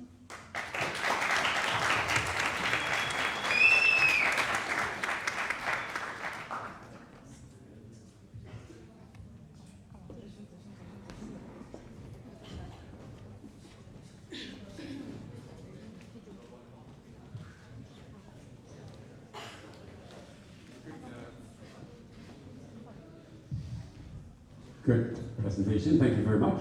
Thank you. I have a question. So you connect a young person with an older person. How do they meet? Is it an online meeting, or they physically have to be in the same town and meet in a coffee shop, or how does that work? Yeah, so how I said earlier, we thought about online or in-person sessions. Once they get matched, they can decide if they want to meet at a retired home, a school or something like that, or even online. We can do that in our app. How about the figures, the numbers, your budget for this? How does We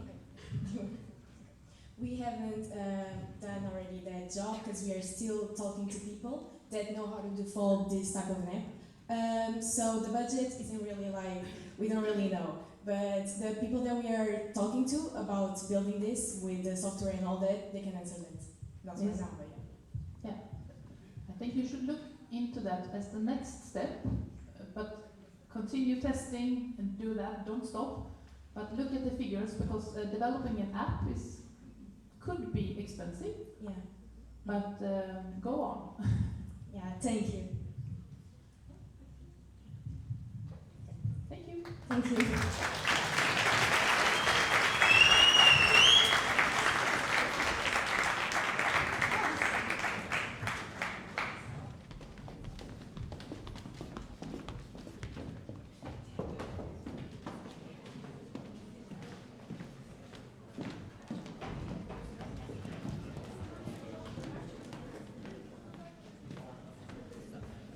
Okay, so next up we have Forever from Finland.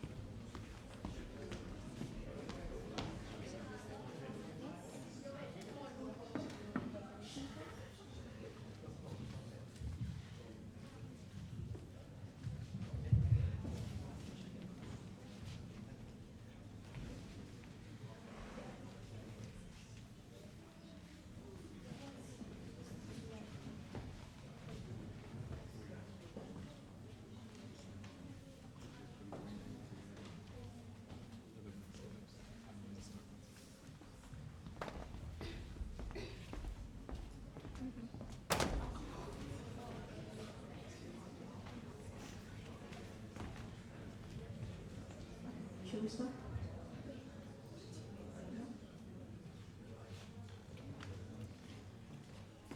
One beautiful morning, Mira went to take the bio trash out. She held it back up and it's dripping misty water everywhere. We've always been there. We have always been there. You finally take that trash out, but then you feel that warm, mysterious, stinky water that has flooded your trash can.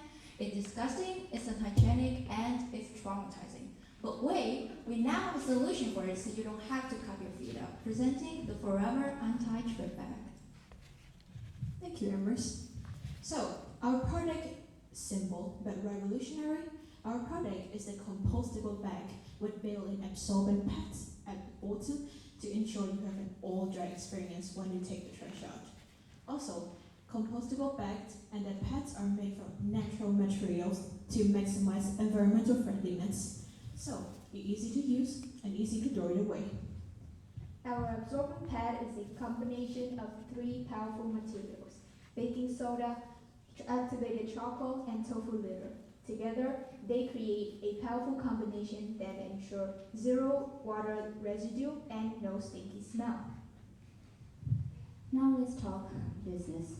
So the cost to manufacture one bag is 21 cents per bag. So a roll of 20 bags, it will be €4.20. So after all those calculations, the consumer price will be only €5.27 for a bag of 20 a roll of 20 bags.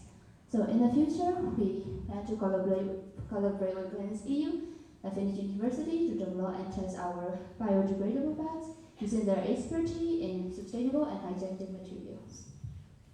Our targets are eco-conscious households who are opting for a hygienic everyday waste solutions, and we will sell through local shops, reach our customers both from online and offline platforms. Our mission is simple. We will try to make bio waste compostable, cleaner, easier, and more convenient for your home while making sure it's 100% compostable and planet friendly. Let the future of sustainable waste management start right here, right now, with Forever Anti-Trip Bag. Forever, your stress-free life starts here.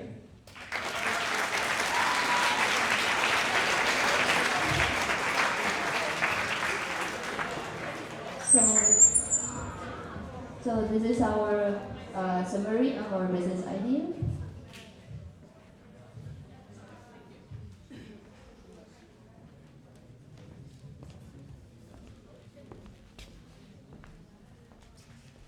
I'm curious about the collaborations that you just listed. Are they collaborators that you're thinking of, or collaborators that you're already collaborating with right now? We haven't collaborated with them yet. That is what we're thinking about in the future. And regarding production, because you also showed the production cost, have you found a producer? Like, how did you calculate the production cost?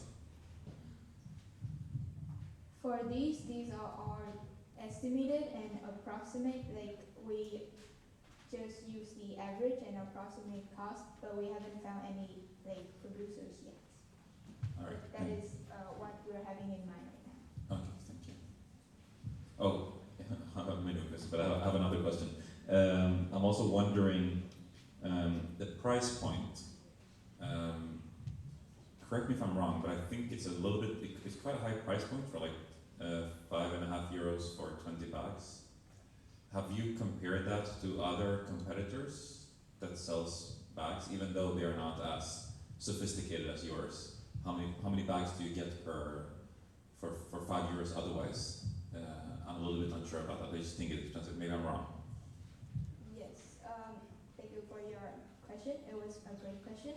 Well, from what I remember in the markets that we usually go to, a bag of 20 rolls is, especially for bio-waste bags, they are already like €4 something.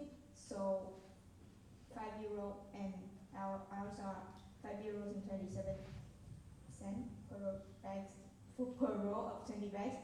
I would say that's quite reasonable because we also have an absorbent pad and it's compostable, it's good for the planet. So I wouldn't say that the price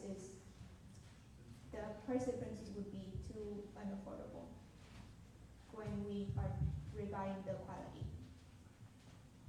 And then the last thing is, because I myself hate when it's dripping from the bags, and I'm always, when I use my compost, I actually take an extra compost bag and I put it at the bottom, so I know definitely that there's an issue with that.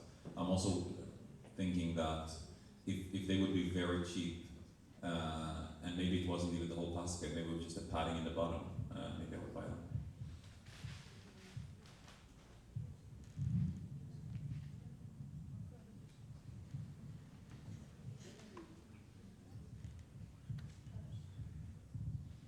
Thank you. Thank you.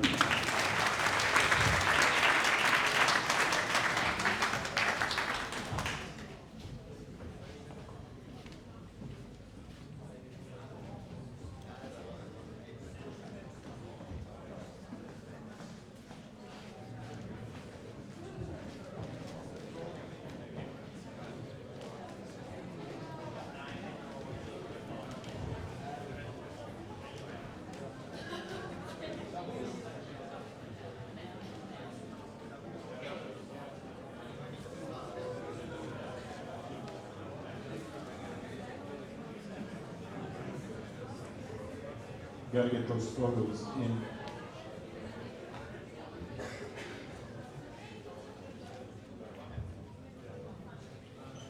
All right.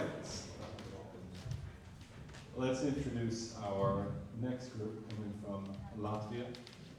It is Karabite. Welcome up.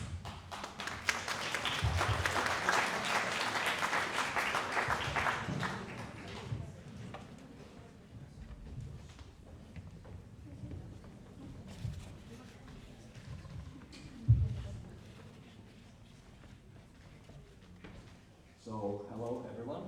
Our company's name is Karabite, and meet our team. My name is Adrian. Data. Oliva. Oscars. And today we have have brought you a healthy chocolate. And the product is a healthy chocolate made from natural caramel powder without caffeine or added sugars. The problem was that many traditional chocolates contain allergens or excessive added sugars, and approximately 30% of adults in Europe have been diagnosed with food allergies, and around 0.7% have been diagnosed with allergies or intolerance to cocoa.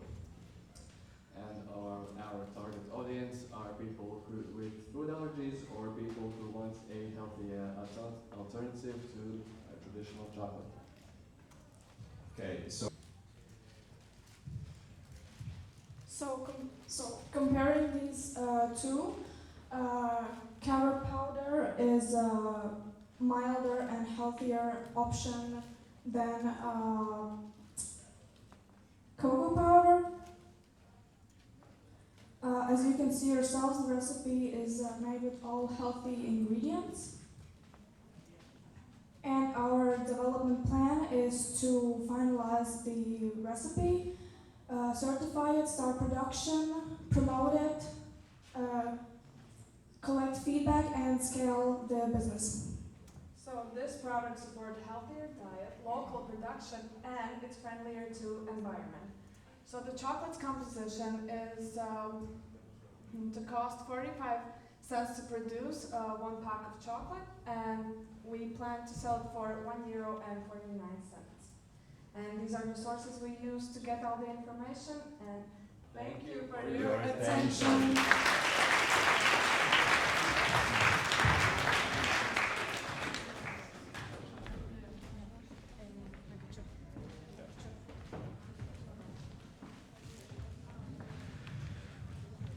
Thank you for the try. Good. What is the caramel powder? What does that contain? It grows on a tree, and on the tree grow these pods, and those are carob beans in those pods. And so they pretty much grind up and create a powder. Okay, thank you.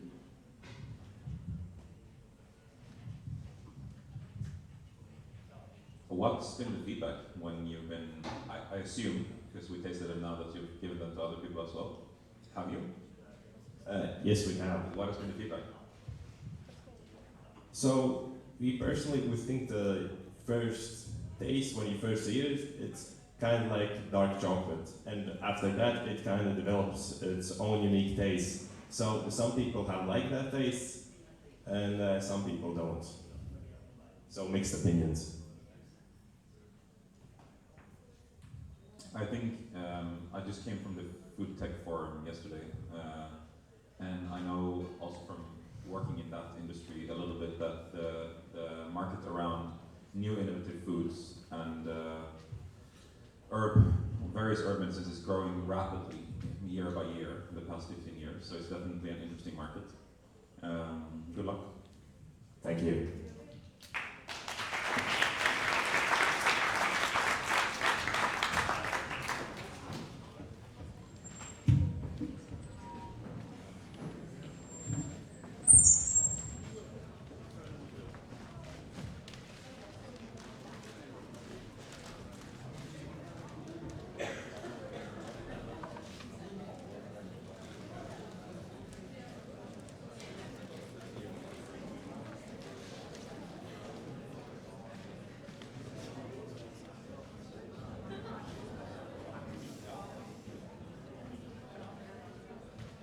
All right, we're coming to the final stretch now.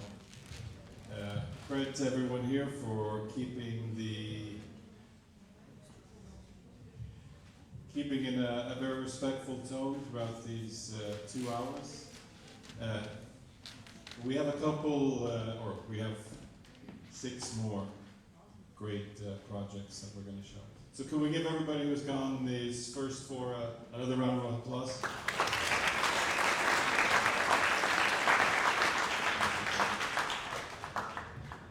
Next up, we have youth unemployment from Lithuania. From Lithuania.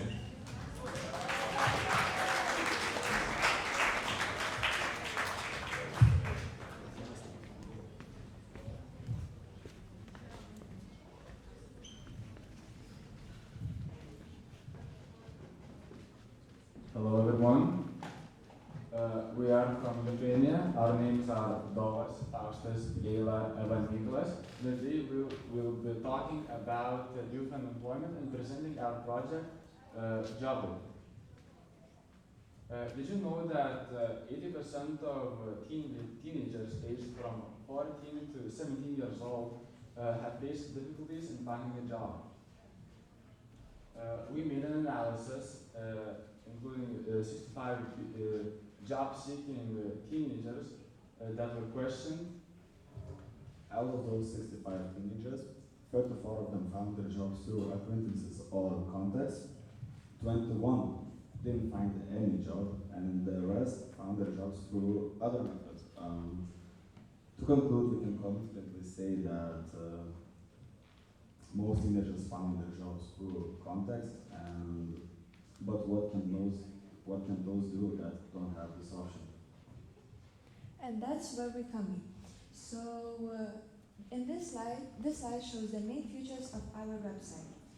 We build a platform for young people aged 14 to 17 where they can easily find their first job.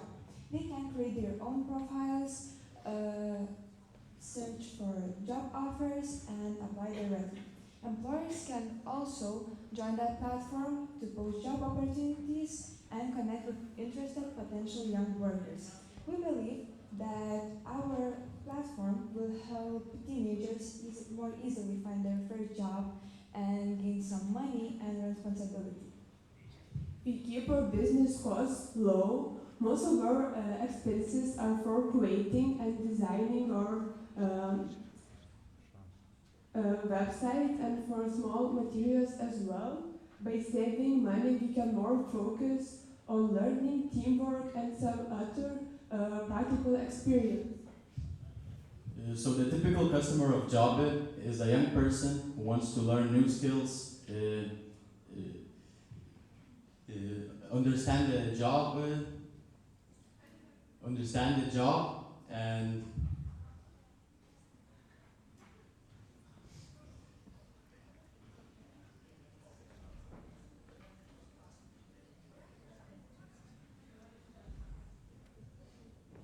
thank you.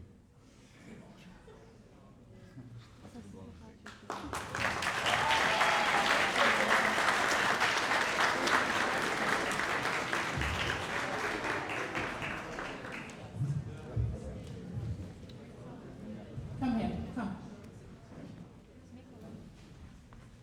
Please let us know what you wanted to tell.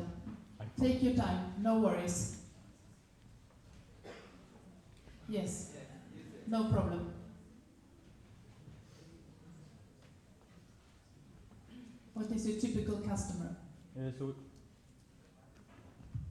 So the typical customer of Jobbit is a young person who wants to learn new skills, understand the job market, and start building their career.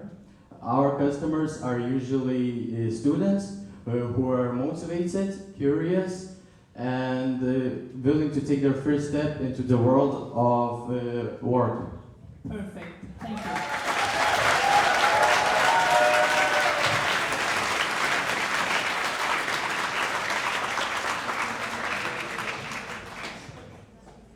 Thank you very much. It's the same situation in Sweden, actually, for youngsters to get a first job. Is it on the beta version? Have you tried it? Any talk to companies? We talked to a couple of companies, but we talk more to the teenagers because it's very difficult in Lithuania. Main options is Facebook groups, which is ridiculous to find a job. Yes. Yeah, but to companies, we're on the prototype side yet, so we haven't done it. Yes. Have you thought about the costs for it? How you shall? Yes. How are you going to finance that? Have you thought about that? Yes, we actually have a site launched. Still in the prototype version, but we are now searching for companies who would like to pose their offers to us. That's exactly what we're after. I think you should have 3 supporters to help you develop this. Any other questions?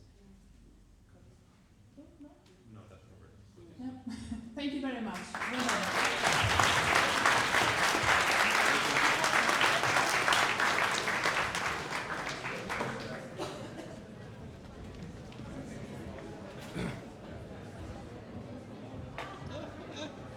Be introduced first.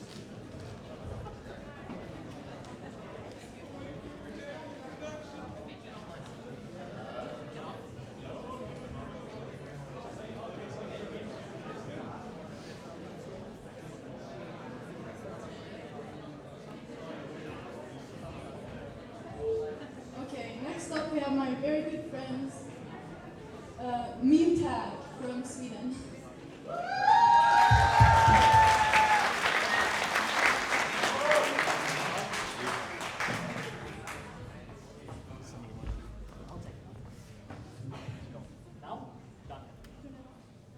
How many types a day do you post on? Oh, it's not on. How many times a day do you see memes on the internet? Quite a lot. How many of them do you laugh at or relate to? And what if you could use them in a form of cards? Hi Dragons, my name is Edmond and I'm here together with my team, Aaron and Toos. Now, what is Meme Tag? Meme Tag is a fast-paced physical trading card game, but with a twist and nothing like the usual ones. Instead of using fantasy characters, our cards are based on memes. And the idea behind it is that we notice something while playing other trading card games. And that is that they're slow, complicated, and hard to get into if you're new to that form of game. So we came up with the idea to make a fast-paced and a game that is easy to learn and that actually a game that makes people laugh while they play it.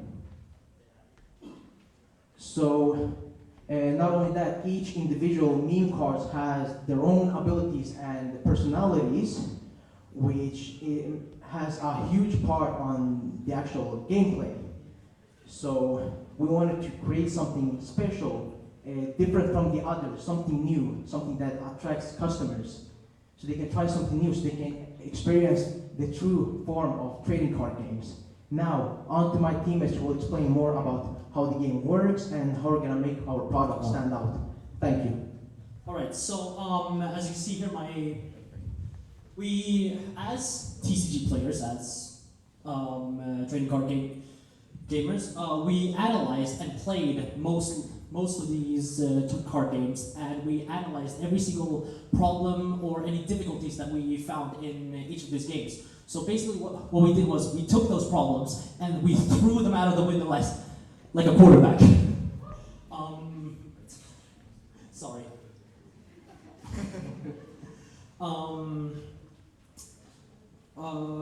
And we mixed all of the ones that we have left, the more simplified rules, into the game that I've showed you, the Dragons, today. Our cards have the same aspects as the other card games, such as the name of the card, the card image, the attack, defense, yada yada yada. Yeah, and we made the effects more easier and simplified for players who want to get into the TCG community and want to start the way for the game. And the reason why, with our game, you can say bye-bye to any 20 attachments to one single card, any words that you don't know that you don't understand, or any effects that take like 30 minutes to read. With Meme Tag, our target audience are people of all ages familiar with internet culture, mainly teenagers and young adults. And with Meme Tag, our top strategy of marketing is going to be mainly through social media, with short form content. So these content will be entertaining, following the trend so that most eyeballs as possible can see our product. I'm sorry. And also with Meme Tag, how we're going to spread awareness with our product is going to local organizations and venues with these trade shows where we can showcase our product so that as many people as possible can try it and see if they like it. And we, us three, me, Aron, and Envo, believe that Meme Tag, we believe that Meme Tag is people in the card gaming community. We think there is space in the market where people are wanting to try something different, and we believe our game is the solution to that.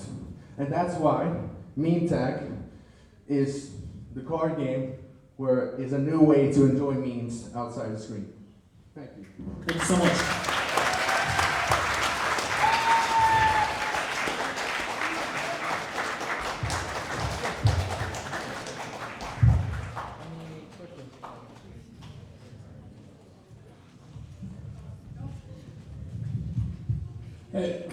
Great presentation, thank you. Could you describe again how you plan on making money with this? Yeah, sure. So we're currently looking for a supplier who can produce the cards for us, so we can put them out in the market as Truls explained. So we're still figuring out some suppliers who can create the cards for us, so we can put them into the market and expand our business. Any competitors who have done this with memes? No? No, there's card games like Know Your Meme, but that's a different format. This is more like Pokemon and Yu-Gi-Oh, so we're filling a different kind of formula. Thank you. Yeah, did you play it? With other people than yourselves as well? Yeah, we've tested with plenty of other people, and we've analyzed their pros and cons, and we're working hard to try to simplify more if needed, and if it's too difficult for them, then we'll try simplifying even more, and we'll be giving them a rule book as well. Can you give me the biggest pro and the biggest con very shortly? Okay. You don't have to elaborate in so many details. I guess the biggest pro right now is that it's okay. They only said that it's really fun to play, honestly, but since they're not so familiar with it, we had to like explain a bunch of rules to them and all that, and then the cons. Competitors maybe. Honestly, good question. But oh yeah. I could say the cons is that this is a new form of game that no one has ever seen. It's just the basics of the game that is like the other trading card games. So we actually haven't gotten any cons about the actual gameplay, just how we're gonna produce the product and get it out in the market.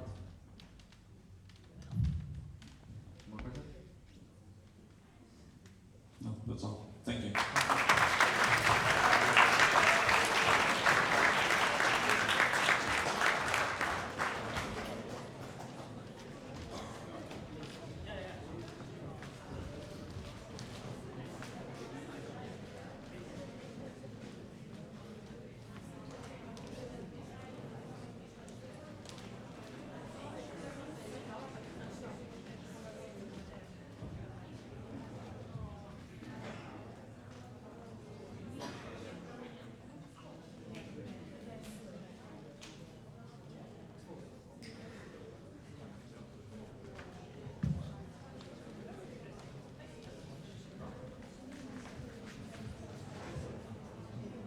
All right. For our next group, we won't be traveling far. We're sticking around in Malmö with Teknik Modura UF Hi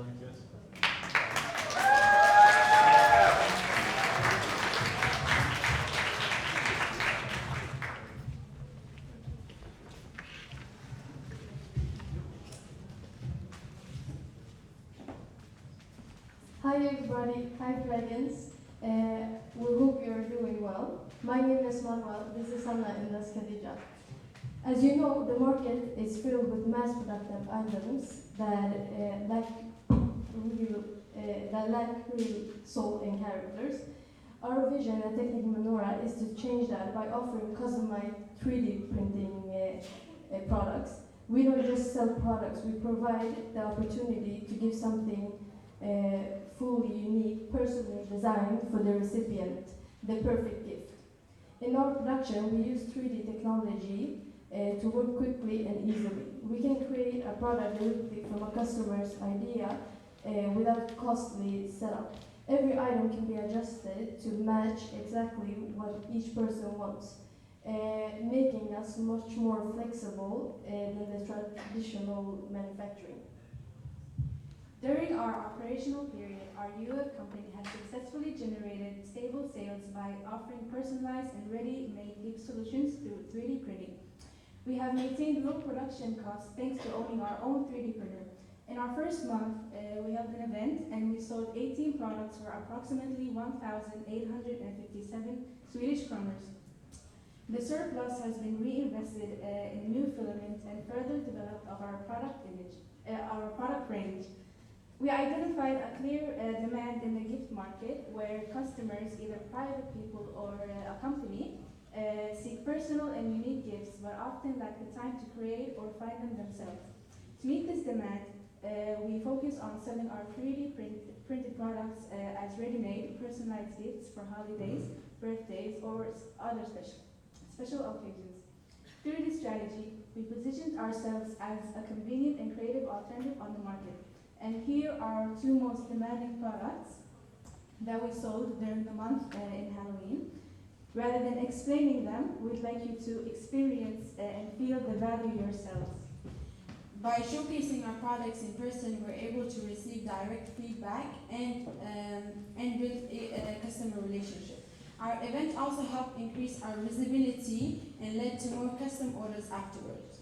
Through visual marketing, I highlight 3D printing as a creative and fascinating process by sharing behind-the-scenes content on social media and that shows product being built up layer by layer. This has increased engagement and made the brand more recognizable. We also ensure that the company produces in an environmentally conscious way by using 3D printing as an additive manufacture method. Material waste is very minimized.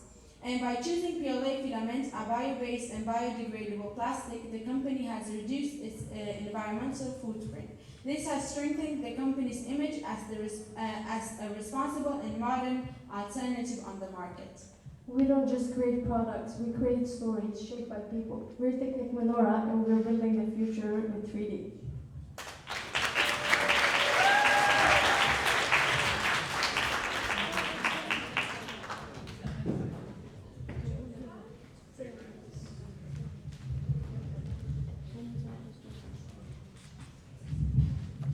Hello, great presentation, thank you.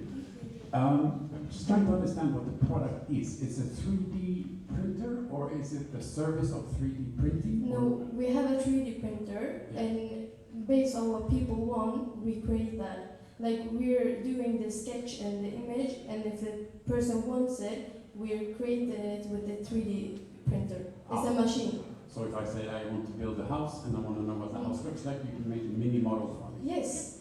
Like if you have your house and you want exactly a mini version of it, we can create that. Okay. Yes, thank you. Who are your customers? And how you going to do this product? What's the price for this product? It depends on the product. Basically, we have to count in the filament. We have to count in the yes, and what do you call it, electricity, because the machine has like a, how do you call it, nose, and you have to replace it when you have used it after like maybe 20 or more times, depending on how much you use it. Because like the dragon, this one that we have, the green one, it takes like 3.5 hours to make. And depending on how much time it takes, that's what we sell the product for. Okay, thank you. So how much would the dragon cost? This one, Yeah. 95.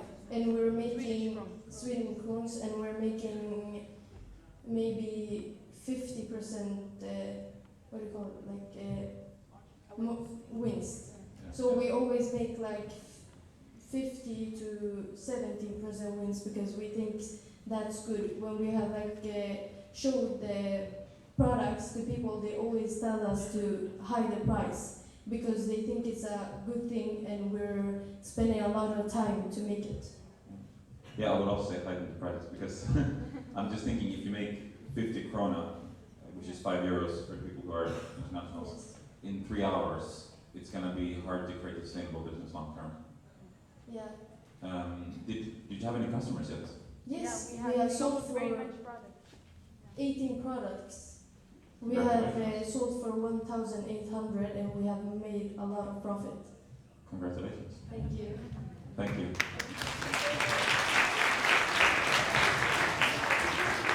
Next up, we have Note 5 from Germany.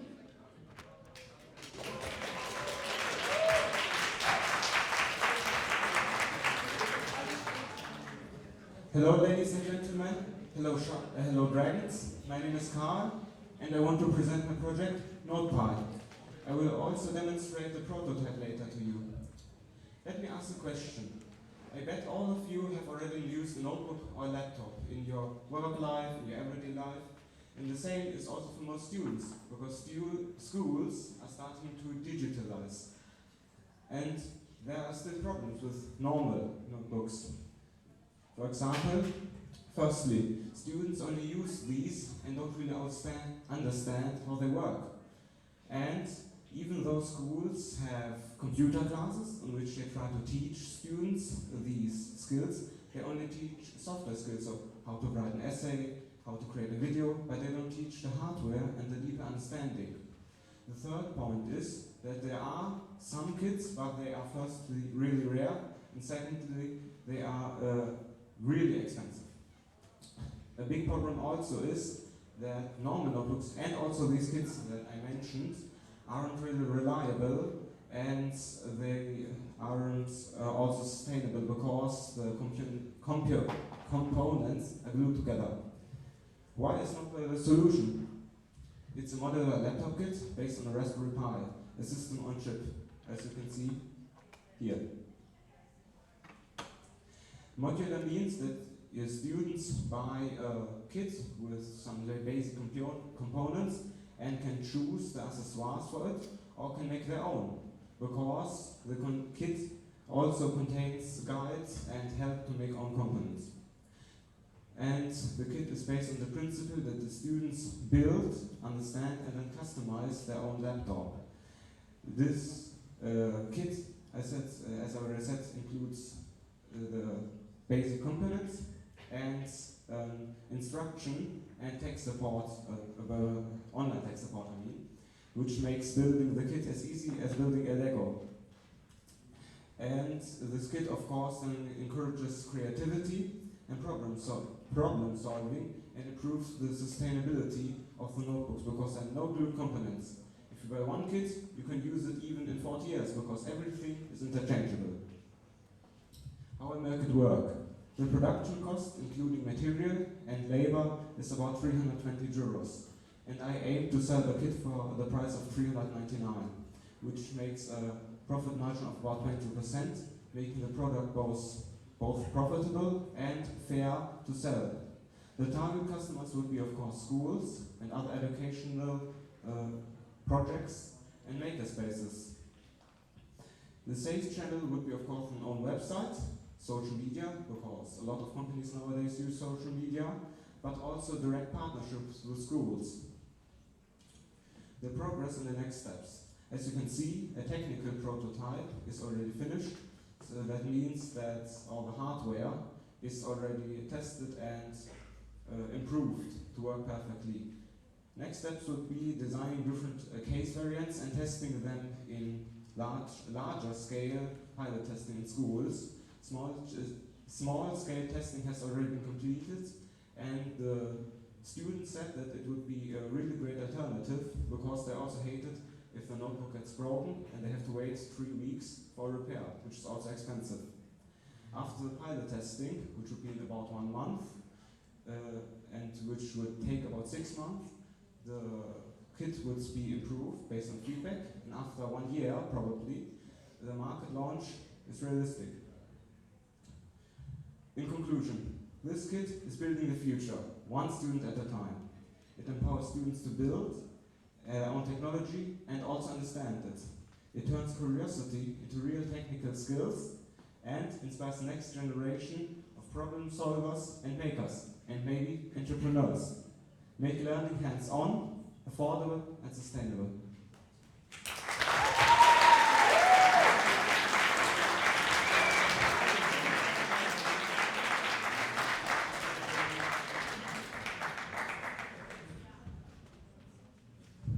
Some questions. It sounds complicated to build your own computer. How much time does it take? If you order a kit, you get it home, and then you build your own computer.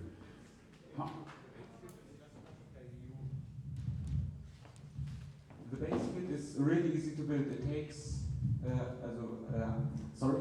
I already built a prototype kit, which I have tested already. Not this one. It's a bit more. It's easier. It takes about 30 minutes from the box to the finished thing.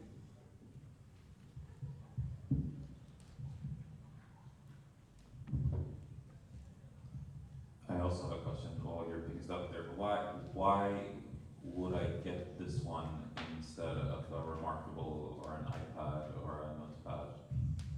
As a customer, I'm thinking, I understand the sustainability, I understand that in school it can take some time to fix one, but are there other reasons for me as a private customer to get this?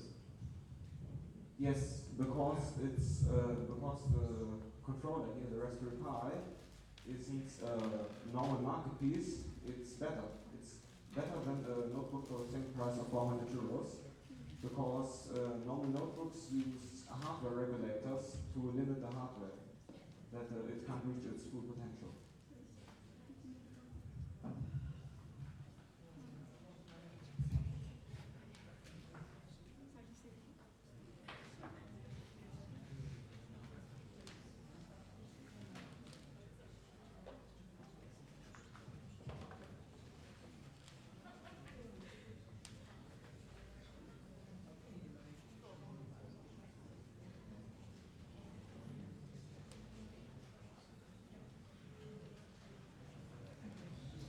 So how will it look when I build it? When I'm done with my laptop, how will it look?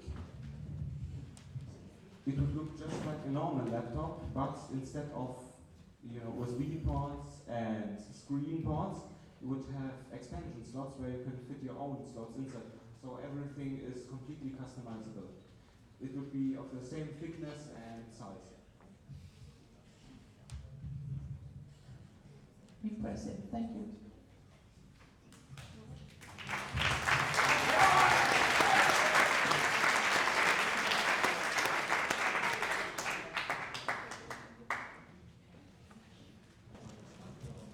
All right, let's welcome up Scan. Scan, Think, Need, or Not from Denmark. From Denmark.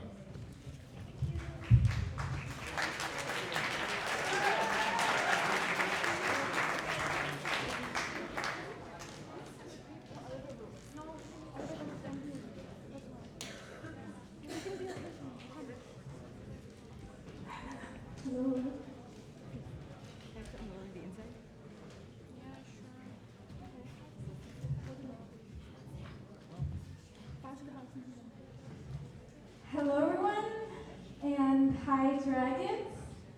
My name is Melissa, and this is my group member, and Anastasia and Tareen. Today we'll be showing our app called Need or Not.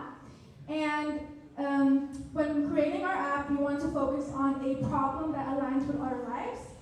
We wanted to make sure it was a problem that needed to be fixed and it was actually relevant. And this problem we have made a collage for. And our problem is overconsumption. We've realized throughout our life in general, we overconsume a lot. Specifically here in 2025, as you can tell on the pictures we picked out, it's not ideal to have a world where we overconsume so much and hurt the planet. So we want to better and help the world with this problem. Yeah. So why do we want to prevent overconsumption, and why do we want to prevent overconsumption here now in 2025? Consumer spending in Europe has grown significantly over the recent years, from about 1,700 billion in 2021 to roughly 1,900 billion in 2025. This increase in spending is reflected in our consumption habits. There's been a 17 to 19 kg rise in consumption per person, and on average 12 kg of clothing is thrown away each year. All of this contributes directly to higher CO2 emissions, wasted water, and more pollution, which accelerates global warming. Yes. So we briefly covered the problematic part of overconsumption, and with that we have our problem statement. So we want to turn awareness into action. We want to actually do something about this and not just, So we want to help people realize the impact of overconsumption. Encouraging mindful spending over momentary satisfaction, showing how conscious choices can save money and the planet, and providing transparency from production to packaging, and making sure sustainability is simple, smart, and accessible for everyone. Yeah, and now I want to just gonna go in here and present our prototype of our app.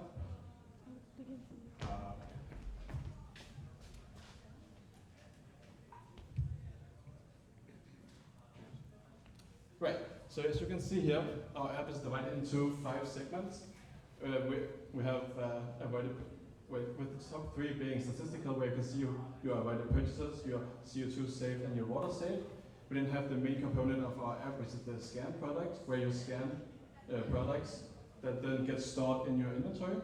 You also have an iPad with the prototype at the Dragons. You are then able to see a full impact report as well. I cannot go down here, but there's a full impact report, and then there's how to use the app beneath that.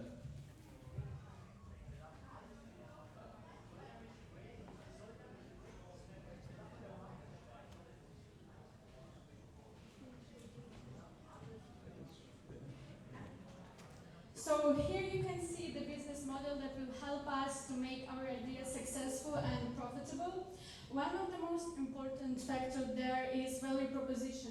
So our app significantly reduces pollution and waste by helping people to make mindful and sustainable purchases and consequently save money on that. About customer relationship, since it's an app, so it's mainly going to be self-service, which is basically using the app. Then we're gonna encourage more people to be socially responsible and sustainably conscious, and we're also gonna maintain the satisfaction among existing customers, and of course we're gonna do collaborations with other sustainable brands. And for channels, Need or Not is an app which will be available on mobile app stores, and which will be promoted through diverse social media platforms like TikTok, Instagram, YouTube. And for customer segments, it's mostly either people who care about the environment, budget-minded shoppers, or other brands, retailers, or businesses. So to cover briefly, for our key partners, we want to invest in local eco-friendly stores and local government and councils who would like to prevent overconsumption. And we also want to have our key partners as our potential investors. And then for our key resources, it's our app itself. That's what gains that's our value. That's what gains our revenue. And then lastly, our key activities is our mobile app development and maintenance, collecting and verifying sustainability data, and our marketing and user acquisition for our Need or Not app. So we are moving on to the cost structure. A significant part of our budget will be spent on the aspects like development and maintenance of the app, marketing and customer engagement, of course, grows, and branding to create memorizable and trustworthy brand image. And last but not least, very important, revenue streams. In the beginning, we might start as non-profit organization or product. However, with the time and the development of the app, we will get revenue from streams like partnerships, premium subscriptions, collaborations, and B2B subscriptions. And yeah, of course, to make the whole operation work, we have made two different budgets. We have our startup budgets, which comes to around 500,000 Danish kroner, and is separated into 5 different categories.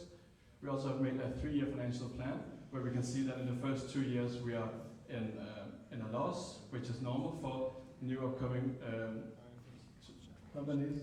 And then we can see the 3rd year we hit a break-even point. Thank you.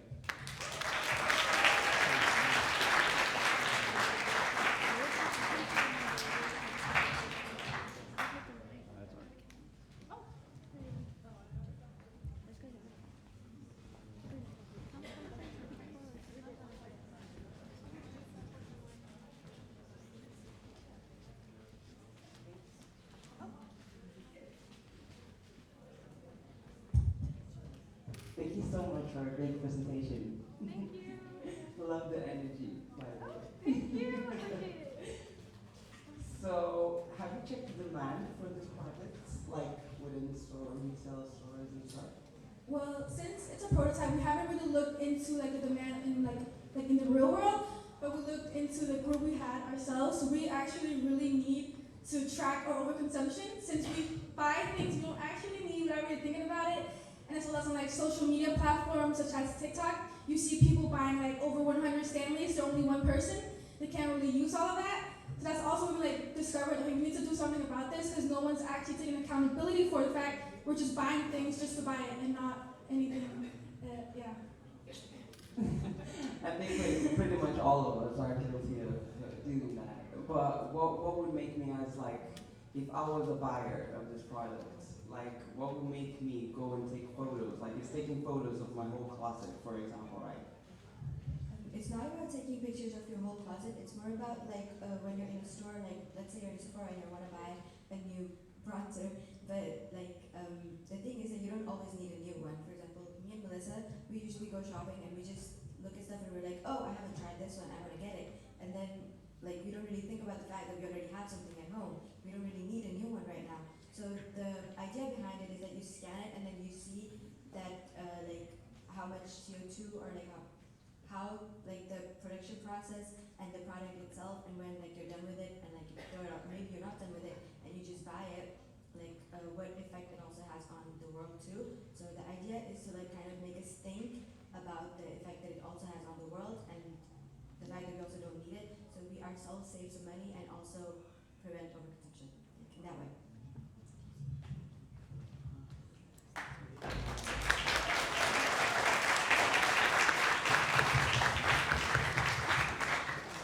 Thank you. Thank you.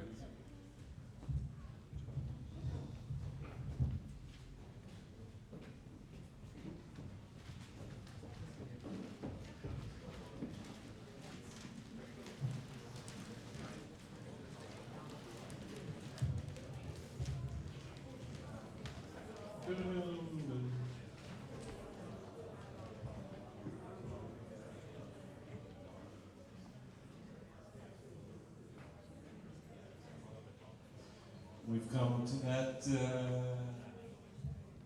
penultimate part of the evening. The final group will be presenting for us now. And what is the name? Kairos from Sweden.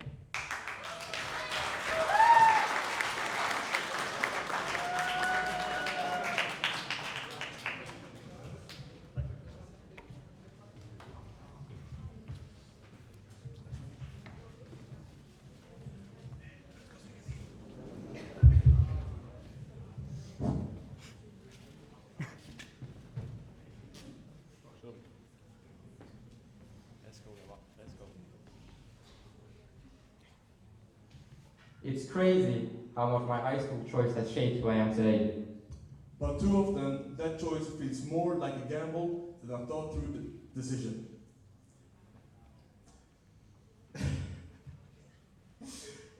In Sweden, students choose their high school and often a specific study track at just 15 years old. It's one of the biggest decisions they've ever made, yet most base it on too little reliable information. That's where we come in. I remember when I remember how unsure I was in my I remember how unsure I was when choosing my school.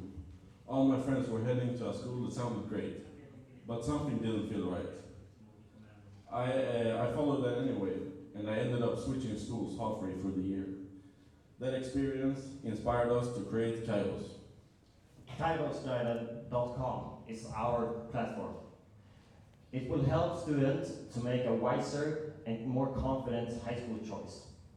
We will do this by offering 3 key factors. Firstly, we will offer a school comparison website. Where you can find clear and information about each school. There, you can compare them with key factors such as the amount of students and available programs. Secondly, we will offer easy scheduling system for shadowing, which means that you as a student can visit a school for a day and follow along with a class. And third, and most importantly, our Kairos Guide system, where you can come in direct contact with a high school student to get first-hand real insights to what each school's actually about. Together, these 3 components will make the high school choice much easier. Our main users are 15-year-old students who are approaching their high school choice, but our customers are actually the schools themselves. We know that the schools already invest heavily in guiding students through this process, and we think that Kairos offers one of the most smartest and most effective ways of going through that process.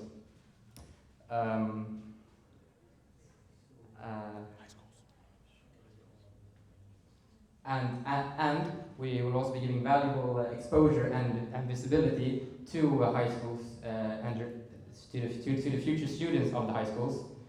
So we think it's really a win-win scenario for both parties. We already know that schools love this idea, especially because every single school we have spoken to has been very positive, and some have even already decided to let us prototype test Kairos with their students. This validation shows that this is just not an idea that we have, it's a true and urgent need. We also have scheduled meetings with the regional head of school counseling as well as the high school admissions office, both of whom see great potential for Kairos to scale across all of Skåne. In our survey of over 100 first-year students, we found that most choose their high school based on friends or rumors, not facts. Almost all said they would have loved a service like ours, ones that give genuinely and authentic information before deciding. Our vision is that every student in Sweden and beyond can make their school decision with confidence and clarity. With Kairos, we want to make every high school choice into a winning ticket, not because of luck, but because all students finally have the knowledge to choose right. Thank you.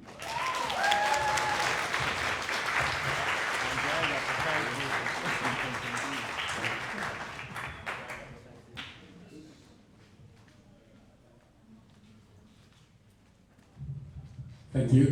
Good presentation, boys. I have a question for you. What information is a 15-year-old interested in to make that choice easier?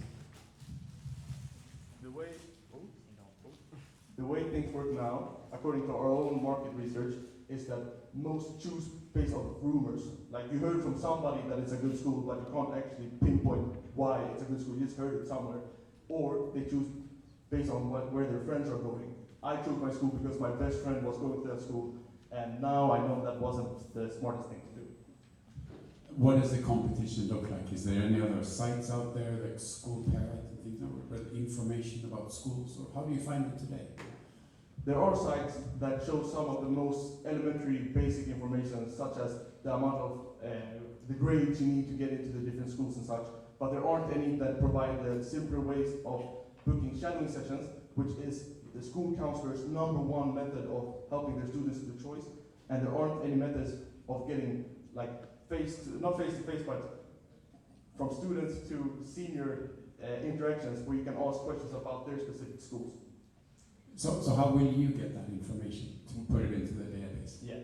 The third one that we talked about isn't really about a database. It's we have students across all, we're obviously starting in our own city, Helsingborg, and we have students across all the high schools who are willing to work for us, you could say. And they're going to be getting paid, and they are the ones that answer the phone or answer the chat messages about the specific questions about their specific school. So that's how we get that information. Then the other kinds of information that are going to be listed in clear, accessible formats are accessible already, but most schools only show them on their own site. So you have to, let's say I'm interested in 3 schools, I'd have to jump around multiple websites just to find simple, accessible information, but we could all put everything in one accessible spot. I know this by fact actually, because I have a boy, 16-year-old, and he has chosen school. Yeah. And he talked to the syo-consulent. Yeah. Exactly. And she knew some, and then he had to visit a lot of schools. So yes, you're on to something. Thank you. Thank you. I can, if I can just say a comment, because I know from experience that most people that I know have struggled with this choice. It is very much a big issue. Thank you.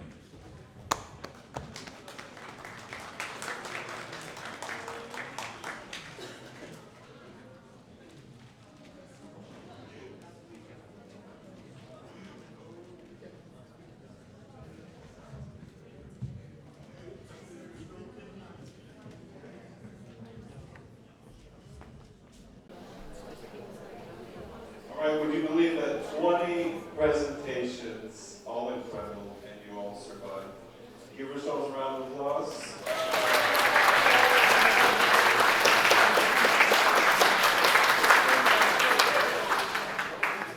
Give yourself another round of applause.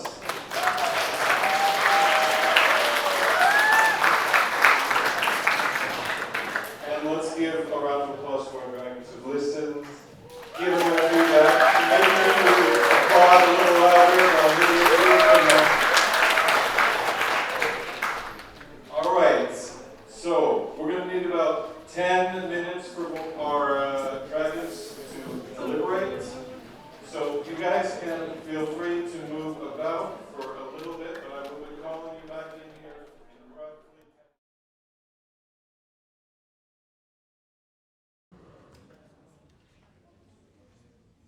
Hi everyone. One more time. Hi everyone. How you doing? Ready to go home now soon, right? Yeah, you move the body a little bit. I totally feel it. It's not easy doing this. And all the planning, like coming to this day, right? It's been a lot. So yeah, so I want to tell you about all the criteria that we've gone through today, like how we came up to the answer to who's the winners today of today's awards. And actually, you're all winners. All of you were doing a great presentation, and we really saw that you put an effort into everything. So the criteria that we went for was the business model, like how you created.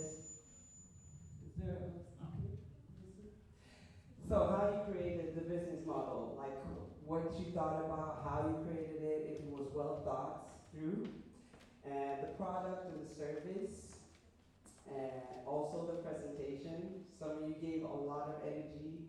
Some of you were nervous. That's totally fine, and that happens through presentations, and that's how you become better. Not stopping, continuing, and yeah, just go with the flow, really. Commercialization. And the last one about like how you're gonna expand, how you're gonna do the commercial to get your brand out there. Some of you know my brand, for example, Flavor Boss. I thought about a lot about the brand, just the branding alone is like how people recognize you again and again and again. So yeah, so here we go, the winners of today's. So let's go number 3, right? Yeah, we also just want to make an encouragement to all of you, and the little encouragement I want to send with you is like dare to interact with your users and the customers.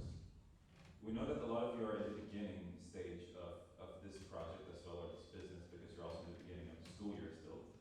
But one thing that we did notice as a pattern is that a lot of you are thinking a lot. Maybe you're researching to ChatGPT or Google or trying to think out the best possible idea and doing a really nice analysis of your business. It's really important, it's really good, keep doing that. But don't be afraid to start already going out and getting feedback, getting honest feedback, interact with people. Because then you are shaping your service or your product with the people that are supposed to use it. And you're learning a lot. You might change, you might discover something new about your product or your service that you didn't think of before. This is fundamental for shaping a good business. So. All right. So coming on, just want everybody to know that for you who come from Spain, Portugal, that's snow. So be careful when you go home. There's not a lack of ideas today, and we're judging the ideas based on the business merits of it.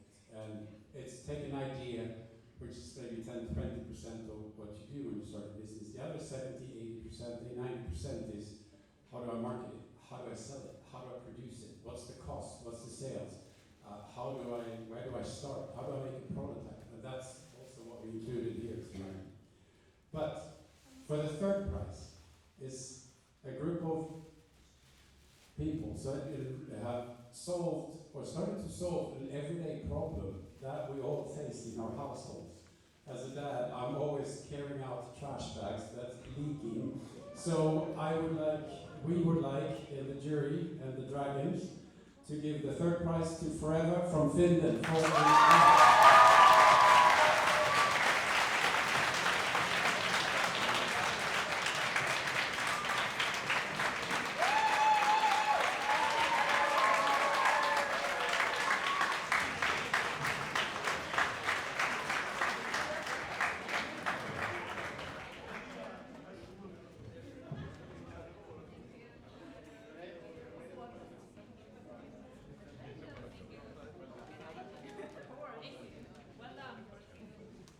So a warm applause for them.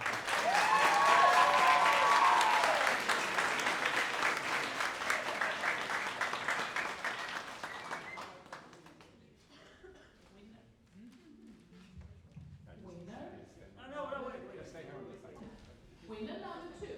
No. There's a lot today that is not here to stay. There's a lot on the internet, and one can ask oneself, who will remember this later on? And we found a product here that we really believe in, that could go global as well. And it's a card game. Who could it be? That also looked into the problems. It is a game today, but they rechanged it. They looked at the problems and solved it, right? So, Medtech.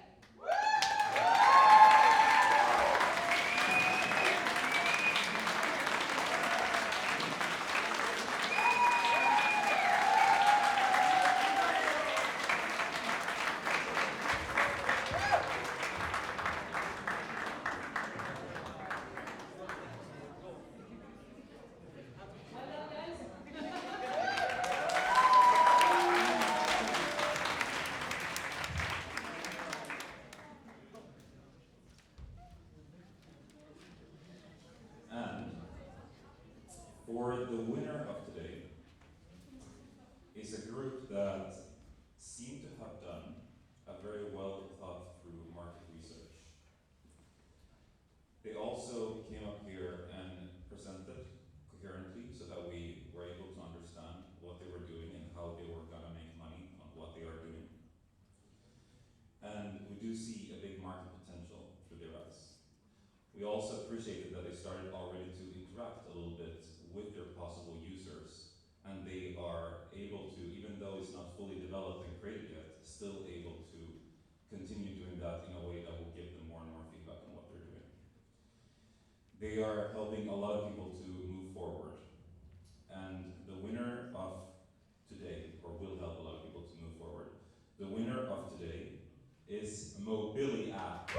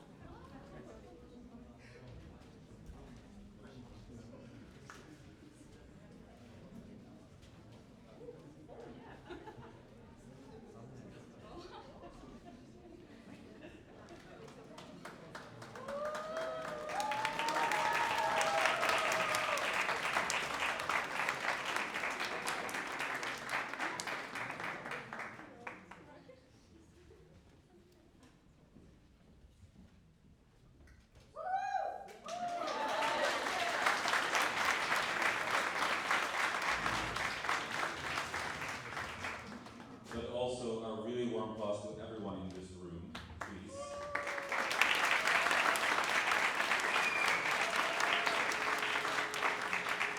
Because again, we really mean when we said this, it's a bit cliche to say we're all winners, but honestly, the very act of going out in the world and starting to explore how do you make life better for other people, that we've seen that you've all done that in different ways, or trying to do that in different ways. It is remarkable, it is important, and it is how we're all doing better on the planet together in everyday life. So a big applause to all of you, and please don't give up just because maybe you are not taking home a trophy with you today. Doesn't mean that it's not going to be a successful business idea 6 months, 3 months, or 1 year down the line. So please, everyone, keep going.